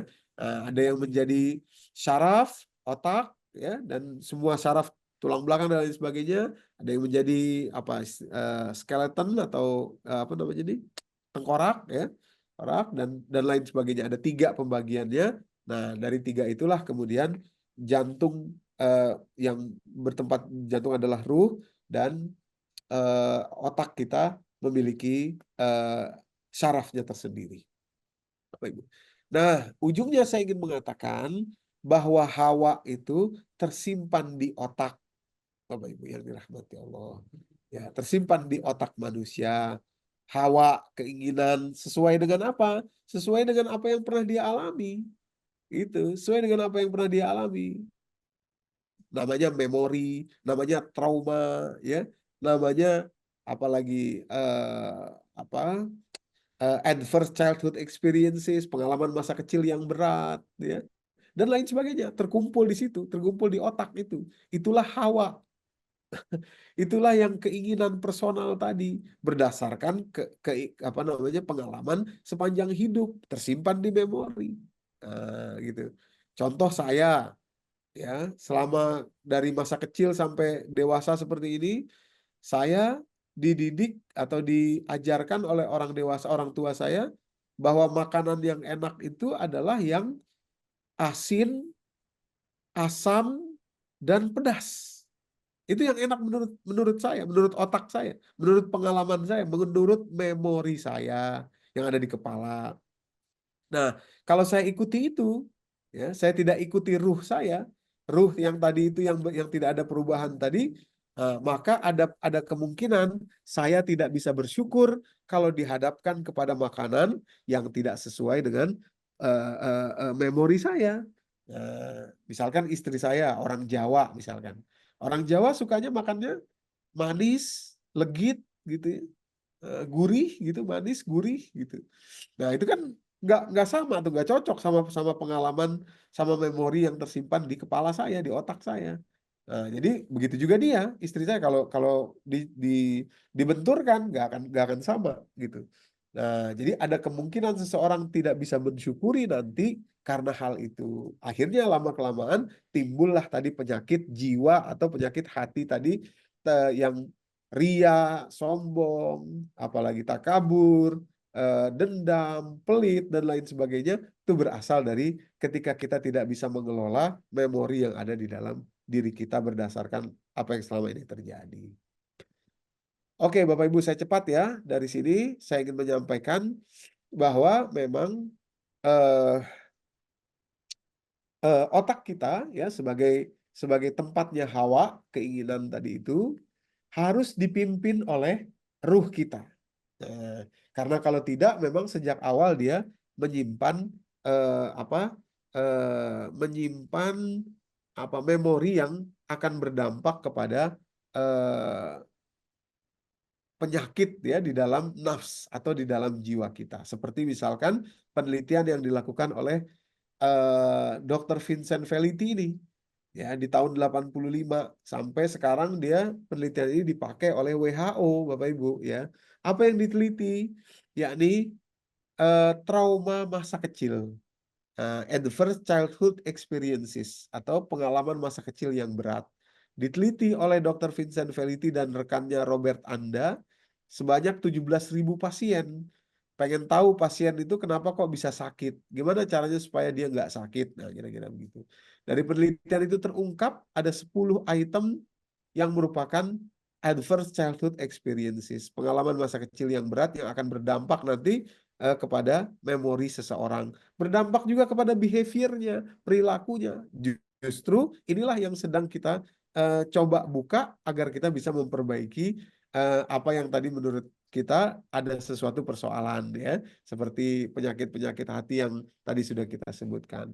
Apa yang 10 itu terbagi menjadi tiga golongan, yakni golongan abuse, ya, golongan yang paling parah, yakni kekerasan fisik, kekerasan emosi, kekerasan seksual yang dialami seorang anak di bawah usia 18 tahun, itu akan meninggalkan memori yang berat di dalam otaknya, dalam kepalanya, dan nanti akan berdampak kepada pilihan-pilihan hidupnya, berdampak juga kepada terciptanya tadi gangguan terhadap jiwanya, nafsnya itu tadi. Jadi orang sebenarnya gini Pak, saya tuh sebenarnya cuma ujungnya tuh pengen pengen ada kesimpulan di kita bahwa orang ria ya, pengen tampil, pengen mendapatkan ini orang itu apa, mendapatkan pujian orang itu sebetulnya bukan karena dianya pengen, tapi karena tercipta sesuatu memori yang ada di dalam kepala dia. Dari misalkan selama ini dia dibully, tidak diakui di keluarganya, dia abuse atau neglect, diabaikan secara fisik, secara emosional. Akhirnya dia mencari kompensasi. Kompensasi itu kepingin dia dapatkan dari manapun juga. Nah itu bersaranglah di otaknya dia itu, di memorinya dia itu. Itulah yang membuat dia akhirnya pengen dilihat orang. Tanpa sadar kelepasan dia, amal soleh, amal ibadahnya pun dia gunakan untuk membayar kompensasi adverse childhood experiences dia, pengalaman masa kecil dia yang traumatis. Itu Pak, Bapak Ibu. Akhirnya tanpa sadar waktu hidupnya habis, selama ini dia sholat pengen ditunjukin ke orang, pengen mendapat validasi pengakuan orang. Selama ini dia pengen kelihatan pinter, pengen kelihatan punya teman-teman yang profesor-profesor, pengen kelihatan punya andil dalam ini, canggih, pinter, daya ininya, daya analisis dan lain sebagainya. Sebenarnya itu hanya cara kompensasi saja yang dituntut oleh memorinya tadi itu, Bapak Ibu yang dirahmati Allah. Nah, itu ya. Nah, jadi maksud saya untuk bisa tazkiyah, untuk bisa membersihkannya, harus dibersihkan dari akarnya, yakni hawa tadi itu. Apa saja hawa tadi, kembali ke yang 3 tadi itu. Selalu ingat negeri akhirat, bahwa ini bukan segalanya di dunia ini. Kemudian ikuti Al-Quran petunjuknya, ikuti sunnah Nabi. Gitu. Jadi tidak terlalu sedih dengan trauma masa kecil, karena hidup bukan cuma di sini, kira-kira begitu. Itu selalu harus dicuci seperti itu. Kalau tidak nanti nagih kompensasi terus dia ini. Ya, otaknya itu nagih kompensasi terus tanpa sadar itu. Dan itu amat berbahaya, yang kasihan dirinya sendiri. Begitu kembali ke sisi Allah, ternyata semua ibadahnya, semua amalnya adalah riya. Ternyata semuanya adalah takabur. Ternyata semuanya tidak berguna di sisi Allah. Kan repot, itu masalahnya. Itu persoalannya, gitu ya. Jadi orang sombong nih, takabur nih, itu sebetulnya bukan mau-maunya dia sendiri, tapi ada perjalanan tuh. Ada perjalanan yang menjadikan dia seperti itu. Biasanya dia adalah mekanisme surviving mechanism gitu. Jadi trauma masa kecil, dibully atau dijauhi, nggak ditemenin atau direndahkan dan lain sebagainya lah. Ya, ada 10 kategori itu, Bapak Ibu. Nah, dari 10 kategori ini kalau kita bisa berkaca, nah kita akan lihat, oh iya saya dulu secara emosional pernah diabaikan, pernah ditinggalkan gitu misalkan ya. Kompensasi yang saya tanpa sadar ingin cari. Sekarang saya pengen dapat pengakuan orang. Akhirnya saya merasa tidak secure kalau orang tidak mengakui saya. Akhirnya saya berusaha untuk mencari supaya orang itu betul-betul mengakui dan melihat saya. Akhirnya tanpa sadar amal ibadah saya pun saya kepengen dilihat orang, saya pengen diakui orang, saya akan kesel kalau tidak diakui orang gitu. Saya akan kesel kalau saya tidak dipanggil haji padahal saya udah naik haji gitu. Ya itu kan gitu kan idenya kan. Ujungnya kan ke situ tuh. Akhirnya gitu loh. Muara apa namanya? Berangkatnya ke sana itu, Bapak Ibu. Jadi maksud saya eh, apa yang harus kita lakukan gitu ya adalah mulai memberikan porsi yang lebih banyak kepada ruh tadi itu, kepada ruh kita, Bapak Ibu, yang dia tidak berubah, fitrah tadi, fitrah Allah allati fataran nasa 'alaiha. Dengan cara apa? Menghindarkan hawa. Bagaimana cara menghindarkan hawa? Kembali kepada 3 tadi, Bapak Ibu, ya. Sering-seringlah ingat akhirat, nih, sebagaimana yang Allah katakan tadi, karena lupa akhirat itu mengingatkan kita akan hawa, pengen kejar dunia, dunia, dunia, dunia, dunia gitu ya. Pengen diakui orang, dia validasi dan lain sebagainya. Nah, kebalikannya, kalau kita ingat mati, ingat akhirat, ingat hidup berikutnya, akan dengan sendirinya menjadikan nafs kita, ruh kita kembali mendominasi. Nah, gitu. Yang kedua, jadikan Al-Quran itu petunjuk hidup. Biarkan diri kita mengikuti Al-Quran, biarkan kita berkorban demi perintah-perintah yang Al-Quran jelaskan di dalam Al-Quran. Bapak Ibu yang dirahmati Allah. Itu ya, kalau memang itu disampaikan dalam Al-Quran, sudah jelas, dijelaskan oleh para ulama-ulama kita, ikuti walaupun kita nggak suka. Kira-kira begitu. Ikuti walaupun berat bagi diri kita, Bapak Ibu yang dirahmati Allah. Nah, itu belajar kita untuk bisa apa membersihkan hawa itu dari nafs. Yang ketiga tadi, yakni memenuhi ajakan Rasulullah. Sunnah-sunnah Nabi SAW. Kalau kita inventarisir itu luar biasa, Bapak Ibu. Jangan hanya sunnah-sunnah yang sifatnya fisik saja. Misalkan jenggot, udah. Ada yang punya jenggot, ada yang enggak kan. Ya, jadi nggak semua orang bisa punya jenggot juga kan gitu. Tapi sunnah-sunnah yang lain yang justru sangat fundamental itu banyak sekali.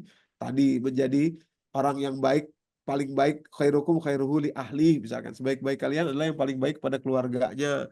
Hendaklah kalian berkata-kata yang baik atau diam saja. Man kana yu'minu billahi wal yaumil akhir falyukrim jarohu. Orang yang beriman kepada negeri akhirat itu adalah orang yang memuliakan tetangganya. Jadi kalau kalian mau lihat kualitas, kata Nabi SAW dalam hadis yang lain, kalau kalian ingin lihat bagaimana kualitas kalian, tanyalah kepada tetangga kan gitu. Nah, itu semua kan bentuk mengikuti ajakan Rasulullah dan ujungnya membuat kita terbersihkan dari hawa, Bapak Ibu yang dirahmati Allah, yang merupakan yang bersarang atau berada di otak kita, di memori kita, yang tanpa sadar nanti akan membentuk keinginan-keinginan kita yang kalau kita ikuti terus maka dia akan menyesatkan kita, Bapak Ibu ya. Nah, jadi penjara kita itu adalah hawa ini. Nah, dia merusak nafs kita, jiwa kita. Kadang-kadang mungkin saya akhiri di sini karena sudah 2:30, wah nggak berasa ya Pak Parodian. Ini sebetulnya masih Iya. banyak yang ingin dikupas dari itu, tapi saya lompat aja. Jadi kadang-kadang tanpa sadar hal-hal sepele saja bisa membuat kita muncul penyakit jiwa atau penyakit hati ini, sombong, takabur dan lain sebagainya. Di jalan itu misalkan ya, ada orang yang memotong jalan kita, itu waduh bisa, itu sebetulnya tidak berdiri sendiri sifat itu, bukan karena sesuatu yang single bukan hanya bukan satu, tidak, tapi ada rangkaian sebelumnya, yakni sesuatu yang tersimpan dalam memori kita ya, yang itu berujung kepada trauma masa kecil yang tersimpan di dalam otak kita. Wallahu a'lam bishawab, mungkin ini saja yang bisa saya sampaikan. Tentu belum memberi penjelasan yang cukup ya, karena memang waktu kita terbatas. Saya kembalikan ke Pak Rodian untuk mungkin kita bisa mendiskusikan dan bertanya jawab lebih jauh lagi di sisa waktu. Billahi taufiq wal hidayah. Assalamualaikum warahmatullahi wabarakatuh. Waalaikumsalam warahmatullahi wabarakatuh. Jazakallah ya Ustaz. Alhamdulillah mulai tampak Ustadz, mulai terbuka antara eh, apa namanya tadi hawa dengan nafs Nafsu. itu tadi. Yang muncul, yang mana yang diikuti itu mungkin yang perlu nanti di ini ya Ustadz ya, dipilih. Eh, Ini eh, apakah ini hawa ini yang diperlu ini yang ada ini apakah ini nafs gitu, yang eh. fitrah tadi. Oke, baiklah. Berikutnya kita beri kesempatan kepada rekan-rekan yang mau bertanya, silahkan. Eh, Assalamualaikum, izin saya boleh tanya. Waalaikumsalam. Silakan Pak Catur. Monggo, Mas Syahrir. Langsung. Ah, Ustaz. Ustadz, saya tertarik tadi yang disampaikan surat Asy-Syam nomor 7 dan 8 ya. Ah, Terutama 8 mungkin itu dikatakan bahwa maka dia mengilhamkan kepadanya jalannya kejahatan dan ketakwaan. ya, Jadi artinya dia itu dalam ini besar, guru besar berarti Allah ya yang betul. mengilhamkan. Oke, itu pertanyaan pertama. Kedua, hawa itu apakah boleh dikatakan selalu berkonotasi negatif? Itu Hmm. kedua.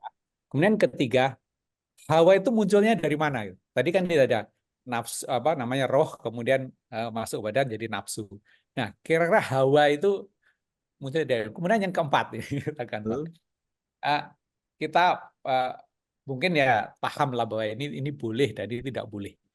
Tapi kadang kita udah tahu bahwa menurut Al-Qur'an eh, nggak boleh, menurut Eh, Rasul nggak boleh. Tapi kita sendiri untuk menahan itu kok masih agak sulit. hmm. Itu kira-kira apakah nanti di pelajaran berikutnya saya nggak tahu pertanyaannya terlalu jauh. Kira itu ya, pertanyaan saya. Terima kasih. Assalamualaikum warahmatullahi wabarakatuh. Waalaikumsalam. Waalaikumsalam. Ya, Silakan tentu. Ustadz, langsung aja. Ya.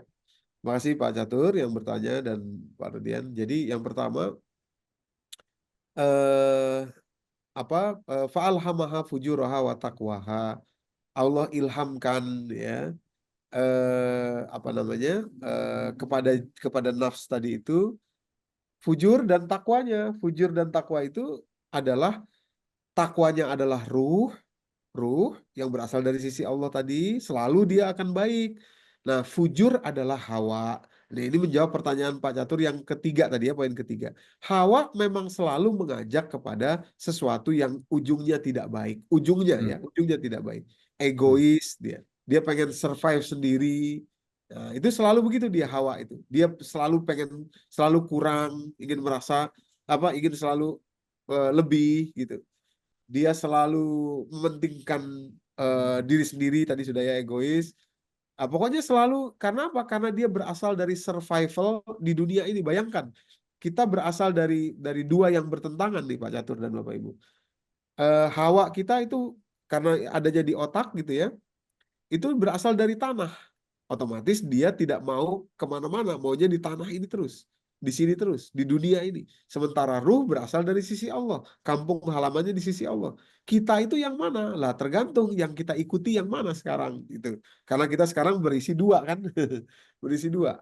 Eh, jadi selalu memang hawa itu akan membawa kepada keburukan, ujungnya akan membawa kepada keburukan, kecuali kalau dia mengikuti atau tunduk kepada aturan Allah. Lah, nah, ini berarti menjawab poin keempat tadi ya, pertanyaan Pak Catur. Kalau nggak salah poin keempat. Kita tahu ini salah, tapi kok susah menahannya gitu ya. Nah, jadi sebetulnya bukan bukan sulit untuk kita tidak terjerumus atau bukan sulit untuk gini, saya memilih kalimat gini. Bukan sulit untuk bukan sulit untuk menolak hawa. Tapi yang sulit adalah karena selama ini nafs kita tidak banyak berperan, Pak. Itu dia. Hmm. Gitu ya. Hmm. Jadi selama ini yang Ya. berperan itu hawa. Berasal dari, oh ya, berasal dari mana hawa ini? Dari masa lalu kita sampai dewasa sekarang, terkumpul semua peristiwa yang terjadi dalam hidup kita, itu dia membentuk hawa kita. Disitulah boleh kita mengatakan seperti semacam sifat atau karakter gitu. Tapi sebetulnya bukan itu diri kita, nah gitu ya. Diri kita mana? Ya ruh tadi itu, fitrah Allah tadi, fitrah berasal dari sisi Allah tadi itu sebetulnya. Jadi saya ingin mengatakan sebetulnya yang sulit itu bukan bukan menahan hawa, atau kita tahu ini salah terus untuk nggak ke situ kok susah banget, bukan itu, tapi karena selama ini tidak dominannya atau tidak berperannya nafs kita. Nah, jadi kalau kita berikan peran dia, sementara kita tahan hawa kita, maka dengan sendirinya kita akan mudah menjadi orang yang berbeda dari yang selama ini kita kenal. Orang yang berbeda dari yang selama ini kita kenal. Gitu ya. Kenapa? Karena kita kenalnya kan diri kita yang sesuai dengan masa lalu kita, ya, sesuai dengan persepsi yang terbentuk selama ini terhadap diri kita sendiri. Nggak tahu ini cukup menjelaskan apa enggak, Pak? Insya Allah cukup, Ustadz. Iya, Terima kasih. terima kasih, Pak. Ya, baik. Tunggu saja Mas Atur, nanti insya Allah ada jawabnya yang lebih detail lagi. Insya Allah. Siap, siap, Makanya, siap. makanya ini sebetulnya apa tema kita ini terus terang rumit, Bapak Ibu, ya, Pak Catur, Bapak Ibu, ya, rumit tema kita ini. Tapi mudah-mudahan kita dalam beberapa kali bisa mendiskusikan dengan sederhana dan mudah supaya kita bisa mendapatkan pemahamannya itu yang simple. Nah, gitu. Tapi sesuai gitu ya, simple tapi sesuai. Gitu kira-kira. Ya, baik. Ya. Berikutnya di chat ini ada Mas Bahrawan mau bertanya. Moga Mas Bahrawan silahkan langsung dibuka Ya, ini. Oh, silakan Pak Barawan. terima kasih Kang Rodian. Assalamualaikum Ustadz, Assalamualaikum sahabat-sahabat Waalaikumsalam Waalaikumsalam sekalian. warahmatullahi wabarakatuh. Ya, sekali lagi memang kajian Tazkiyatun Nafs ini selalu menarik, tapi kadang memahaminya agak sulit ya Ustadz ya, terutama juga pada saat kita melihat actual di lapangan gitu. Jadi saya disclaimer dulu nih. Jadi kalau nanti apa yang saya sampaikan ini anggap saja diri saya gitu ya, atau bukan karena orang lain. Jadi begini Ustadz, biasanya kita di pengurus, terutama di pengurus apakah majelis, apakah masjid gitu ya, kita tuh sering terjebak pada perbedaan, sering terjebak dan sulit memahami bahkan membedakan antara kewajiban berdakwah Heeh. dengan selera kita mengajak orang gitu ya, dalam katakanlah let's say kalau saya ini memakmurkan masjid yang diamanahkan ke kami gitu ya. Artinya begini, misalnya gini, saya kadang juga memahami sebagai misalnya katakan kita merasa kita sebagai orang yang istiqomah gitu ya, datang ke masjid, kemudian ikut kajian, boleh dibilang tidak pernah putus, insya Allah gitu ya. Lalu kemudian juga mau berinfak dan macam-macam gitu. Dan bukan saya saja, tapi beberapa juga pengurus banyak yang seperti itu. Tapi kemudian, nah, ketika kita ingin menyampaikan sesuatu, kan setiap orang punya hawa masing-masing nih, punya selera masing-masing gitu ya. Lalu pada akhirnya kemudian terjebak pada selera masing-masing, pada hawanya masing-masing, sehingga merasakan bahwa orang lain itu salah gitu. Dan rasanya kalau dikatakan tadi bahwa kami orang-orang ini gitu katakanlah tidak tidak hentinya pasti diingatkan baik oleh dewan kami, oleh ustadz-ustadz kami dengan berbagai macam kajian dengan ustadz-ustadznya yang saya pikir masya Allah luar biasa lah. Itu diingatkan terus pastikannya. Jadi diingatkan terus, bahkan kita tidak putus-putusnya punya program-program, misalnya ada Qiyamul Lail gitu ya, ada tarbiyah.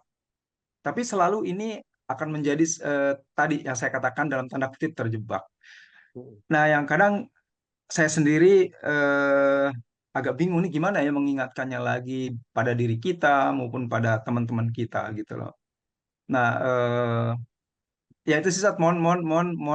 Mohon petunjuknya gitu ya. Saya kadang-kadang juga mungkin tidak struktural gitu pertanyaan saya, tapi barangkali Ustadz bisa memahami Ustadz ya, karena agak susah nih kalau di forum Iya. umum gitu.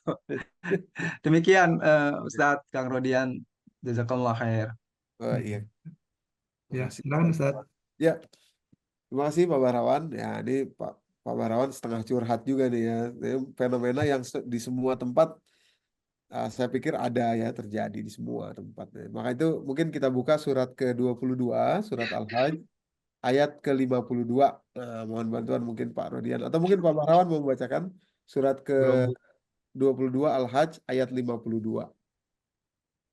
Jadi Kang memang Rodian kali Kang Rodian saya belum Ya, buka. boleh saya baca. silakan. Salah.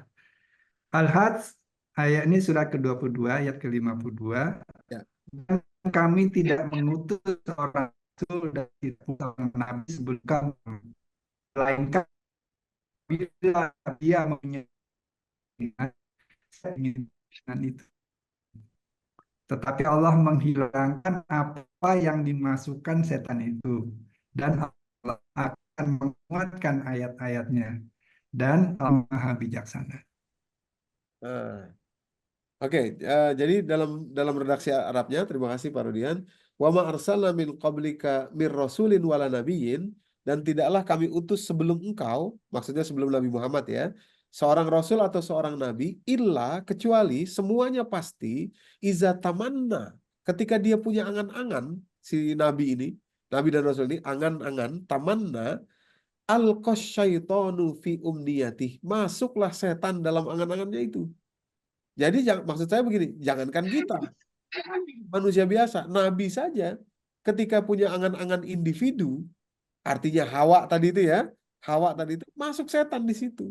Nah, cuma bedanya kalau nabi itu fayansahullahu ma yulqis syaiton, oleh Allah dipisahkan, dibersihkan oleh Allah, ada mekanisme itu yang langsung Allah berikan kepada beliau-beliau.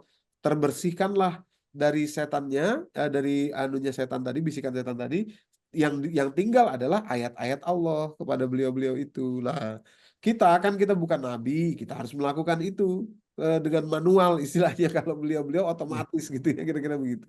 Nah, jadi memang betul Pak, setiap kali muncul keinginan individu walaupun dibalut dalam, maaf ya, mungkin program agama. Jangankan itulah, nabi saja.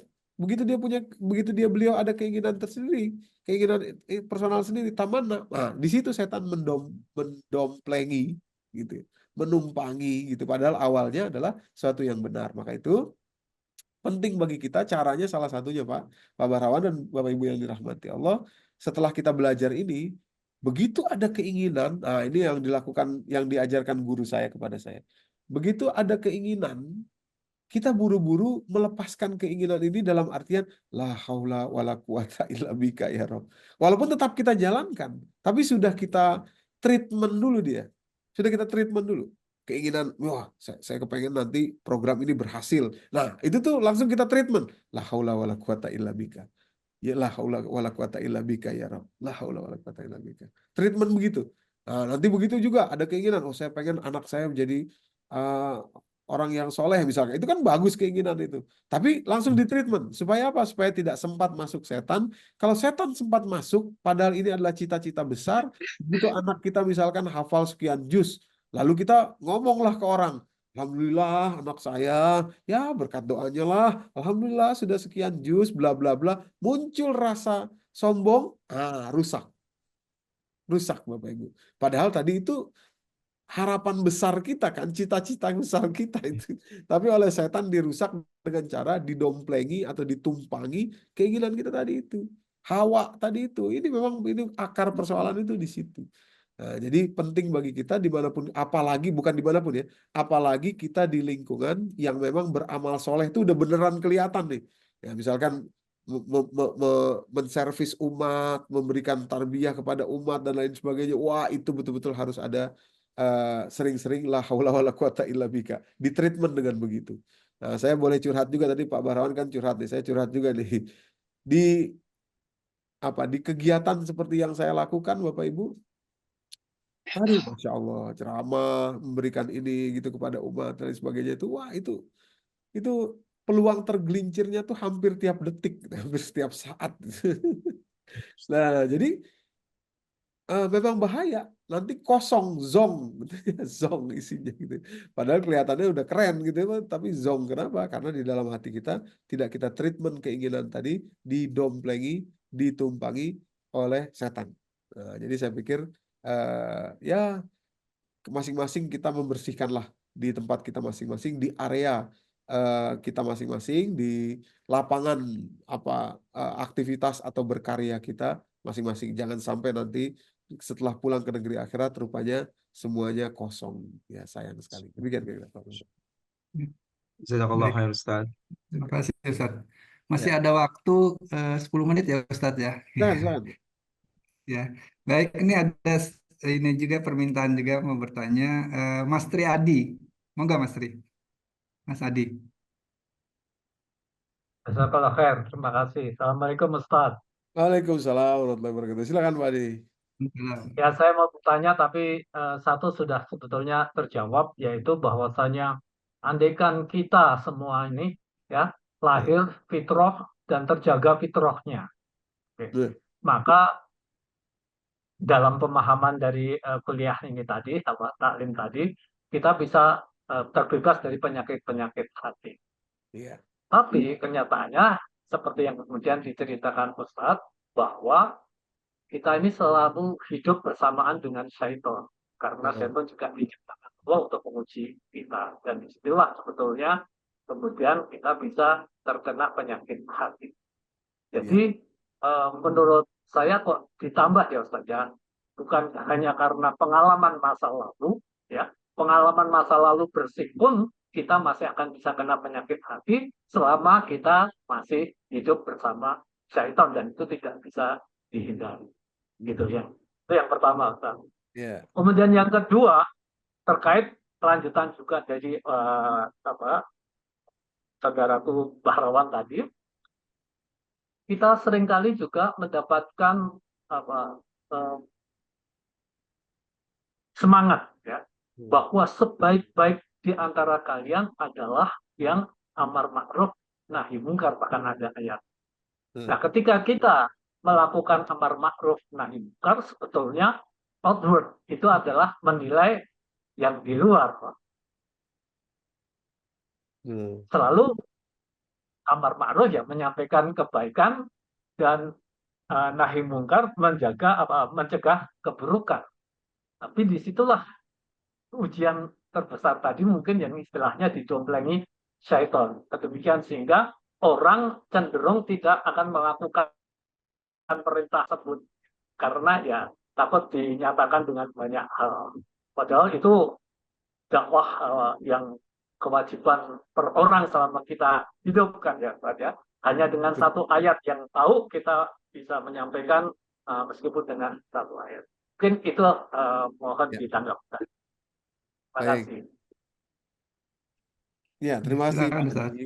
Ya, terima kasih Pak Rodian, terima kasih Pak Adi. Jadi memang betul tadi sebetulnya ayat 52 dari surat Al-Hajj itu belum kita sampaikan karena memang ingin disimpan untuk kuliah berikutnya. Nah, ini hari ini kita hanya menyampaikan perbedaan antara hawa dan nafs itu. Baru berikutnya adalah ada kerjaan setan di situ, memang di mana dia bertempat, di hawa, selalu di hawa dia bertempatnya gitu. Nah, tapi tadi karena memang ada pertanyaan dari Pak Bahrawan, maka kita sampaikan memang masuk, jangankan kepada kita, kepada Nabi pun akan masuk setan di situ. Tapi ada penangkalnya juga. Nah, itu mungkin nanti yang next kita akan sampaikan lebih dalam. Tapi maksud saya begini, hawa yang sebenarnya akar muaranya adalah saya ingin mengatakan jiwa kita ini aslinya bersih, fitrah. Cuma kita jarang memberi porsi kepada dia. Yang selama ini kita beri porsi adalah hawa kita. Karena kita pikir itulah kita, gitu. Itu aja. Jadi dari situ kita sebetulnya punya alternatif untuk bisa memberikan peluang waktu kepada ruh kita untuk memberikan dia posisi pimpinan di dalam mekanisme kehidupan kita, kira-kira begitu. Memang belum secara detail bagaimana memberikannya, apa peluangnya, apa dan segala macam, dan threat ya, ancamannya dari setan. Mungkin berikutnya nanti kita akan bahas lebih jauh. Tapi terima kasih Pak Adi. Yang kedua mengenai amar ma'ruf nahi munkar nih. Nah, ini memang betul. Itu adalah suatu peluang sekaligus tugas sebetulnya kita di atas dunia ini. Tapi ya itulah tantangannya nanti di situ. karena kita akan berhadapan dengan ketulusan gitu. Makanya ada metode dakwah yang sebetulnya juga adalah dakwah, metodenya adalah dakwah. Jadi dakwah itu bukan kontennya saja, tapi how-nya pun adalah ajakan juga. Dakwah itu kan ajakan. Jadi ajakan itu bukan cuma isinya, tapi how mempersuasinya itu juga ada aturannya. Nah, jadi selama kita ikuti aturan isinya, kontennya, dan juga aturan how-nya, cara mengajaknya, insya Allah kita lebih besar kemungkinan untuk selamat. Tapi kalau kita hanya bermodal isi saja, niat semangat saja, di situ lagi-lagi mudah tergelincirkan tadi, di hawa kita tadi itu. Padahal niat awalnya sudah oke nih, niat awalnya sudah oke. Tapi harus belajar sampai kepada how-nya, persuasinya. Nah, jadi ketika bersentuhan dengan manusia tadi, dengan mad'u ya, yang kita ajak dakwah itu, wah di situ sudah mulai. Makanya Nabi SAW pun pernah ditegur oleh Allah Subhanahu Wa Taala dalam kapasitas beliau sebagai seorang kekasih Allah loh, ditegur. Lewat apa? Lewat turunnya surat 39 ayat 53, surat Az-Zumar ayat 53. Asbabun nuzulnya tentang seorang budak bernama Wahsy yang disewa oleh Hindun di perang Uhud khusus untuk membidik dari jauh dengan tombak 2 orang saja. Kalau tidak kena Rasulullah maka ke Sayyidina Hamzah paman Rasulullah. Kebetulan kena lah, bukan kebetulan ya, qadarullah kena lah nih Sayyidina Hamzah. Wafat syahid beliau Sayyidina Hamzah itu. Lalu kita tahu oleh Hindun dibelah dadanya Sayyidina Hamzah saking marahnya Hindun dan dikeluarkan jantungnya termutilasi. Nah, Nabi SAW betul-betul sebagai seorang manusia sedih melihat pamannya itu wafat dalam keadaan seperti itu. Dan beliau tahu bahwa yang menombak itu adalah seorang budak namanya Wahsy. Kemudian hari Wahsy pengen masuk Islam, bertaubat. Datanglah Wahsy kepada Sayyidina Abu Bakar, Sayyidina Umar, dan sahabat-sahabat terkemuka menyampaikan keinginannya untuk bertaubat. Lalu oleh para sahabat ini disampaikan kepada Rasulullah. Nah, setiap kali disampaikan, ya Rasulullah, Wahsy pengen masuk Islam. Gimana tuh? Rasulullah selalu bergeming, diam aja, nggak ngomong apa-apa, nggak jawab apa-apa. Lah itu kan ini, coba ini kan hawa juga itu.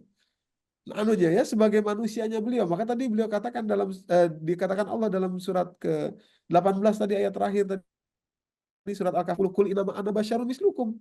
Lalu karena Nabi diam saja, mungkin masih ada perasaan tadi sedih tadi, tapi nggak ditolak, cuma diam aja. Ya namanya sahabat, Nabi diam begitu ya takutlah. Nah ini nggak ditanyakan lagi. Turunlah ayat yang justru dalam tanda kutip oleh para mufasir itu disebut dengan kata-kata memperingatkan Rasulullah. Karena kalimatnya kepada Rasul. Diperintahkan Rasulullah itu untuk mengatakan kepada Wahsy. Gitu. Nah, kalimatnya luar biasa. Begini kalimatnya. Qul, katakanlah wahai Muhammad. Artinya Nabi disuruh oleh Allah. Qul li ibadi, katakan kepada hambaku itu, si Wahsy itu. Kamu sampaikan ke dia. Qul li ibadi, dia itu hamba saya bukan hambamu, kira-kira begitu. Qul li ibadi allazina asrafu ala anfusihim la taqnatu mir rahmatillah. Katakan kepada hambaku yang sudah melampaui batas terhadap dirinya sendiri itu. Katakan kepada dia, jangan pernah berputus asa atas rahmat Allah. Innallaha yaghfiru dzunuba jami'a innahu huwal ghafurur rahim. Karena Allah mampu memaafkan semua dosa, Allah Maha Pengampun lagi Maha Penyayang. Waduh, moral dari ayat itu serta asbabun nuzulnya adalah memang dalam berdakwah itu bukan hanya kontennya, bahkan Rasulullah saja kekasih Allah yang namanya bersanding dengan nama Allah, karena beliau manusia juga, ya. Ada sekelebatan seperti itu, secara manusiawi beliau sedih, pamannya wafat sampai dimutilasi seperti itu. Tapi tidak bisa diterima dalam hal dakwah karena yang didakwahi adalah hamba Allah, bukan hamba kita. Bukan hamba, bahkan bukan hambanya Rasulullah sebagai seorang nabi, tapi hamba Allah. Nah, gitu. Nah, jadi memang banyak betul lapisan-lapisan petunjuk pelaksanaannya Pak, juklaknya nih Pak Adi, yang memang kalau kita ikuti insya Allah kita akan begitu melenceng tarik lagi, begitu lupa ya diingetin lagi, namanya kita manusia, nggak masalah selama kita terus mau belajar ya. Kira-kira demikian Pak Adi. Wallahu a'lam bishawab. Ya, baik Ustadz, karena waktu juga nih Ustadz. Mohon maaf yang bertanya disimpan dulu aja buat bulan depan, insya Allah masih ada, insya Allah. Kita ini apa Pak Suhaimi, Bu Reni, mungkin insya Allah nanti bulan apa disimpan dulu. Karena waktu udah jam 3, Ustaz. Ya. Sebelumnya kita mungkin tadi seperti di awal ada ini ada yang meninggal tadi, mungkin doa dulu Ustaz. Baik, Pertama untuk kakaknya ini Ani ya. Bu Ani Aryani sama ayahnya dari Liana, Profesor Baik. Samsul Arifin. Ya, Ya. monggo. Ustaz. Baik Bapak Ibu, mari mohon keikhlasannya. Kalau jamaah sudah berkumpul seperti ini kekuatannya luar biasa Bapak Ibu ya. Kita bacakan suratul Fatihah untuk Kakanda dari Ibu Ani, almarhumah tadi Bu apa Emma ya. Bu Emma Rohmah binti Rohmah. Rahmaja Umar. Ya. Almarhumah Ibu Emma. Demikian pula ayahanda dari Bu Ibu Liana itu Ibu Liana. Profesor Samsul Arifin Ahmad. Iya, Profesor Samsul Arifin. Mudah-mudahan beliau-beliau yang sudah mendului kita diampuni dosa-dosanya oleh Allah Subhanahu wa taala, diangkat derajatnya di sisi Allah Subhanahu wa taala. Dan juga dengan suratul Fatihah ini kita berdoa berharap semoga kita pun yang akan menyusul pada gilirannya nanti tentu saja akan menyusul juga dengan kondisi yang baik, dengan kondisi yang bertaubat kepada Allah Subhanahu wa taala, dengan kondisi yang husnul khatimah. Al-Haziniyah wa likulli niyatin sholihah. Al-Fatihah. Auzubillahi minasyaitonirrajim. Bismillah. Alhamdulillahirabbil alamin. Maliki yaumiddin. Iyyaka na'budu wa iyyaka nasta'in. Ihdinas siratal mustaqim. Siratal ladzina ghairil maghdubi 'alaihim waladdallin. Amin. Astaghfirullahaladzim, astaghfirullahaladzim, astaghfirullahaladzim. Allahumma ighfir lahum warhamhum wa'afihim wa'fu anhum waghfirhum waghsilhum bima'in wasaljin wal barat kama yunaqqas sawbul abyadu minad danas. Allahumma bdilhum daran khairan min darihim wa zawjan khairan min zawjihim wa waladan khairan min waladihim. Allahumma ij'al kuburahum riyadun min riyadil jannah wa la taj'alha ghufrun min ghufarin niran ya rabbal alamin. Rabbana khtimna bi husnil khatimah. ربنا اختمنا بحسن الخاتمة يا رب. ربنا اختمنا بحسن الخاتمة. ربنا آتنا في الدنيا حسنة وفي الآخرة حسنة وقنا عذاب النار بفضلك سبحان ربك رب العزة عما يصفون وسلام على المرسلين والحمد لله رب العالمين. Ya, baik, terima kasih Ustaz. Baiklah kita tutup dengan hamdalah dan kafaratul majelis. Alhamdulillahirabbil alamin. Subhanakallahumma wa bihamdika asyhadu an la ilaha illa anta astaghfiruka wa atubu ilaik.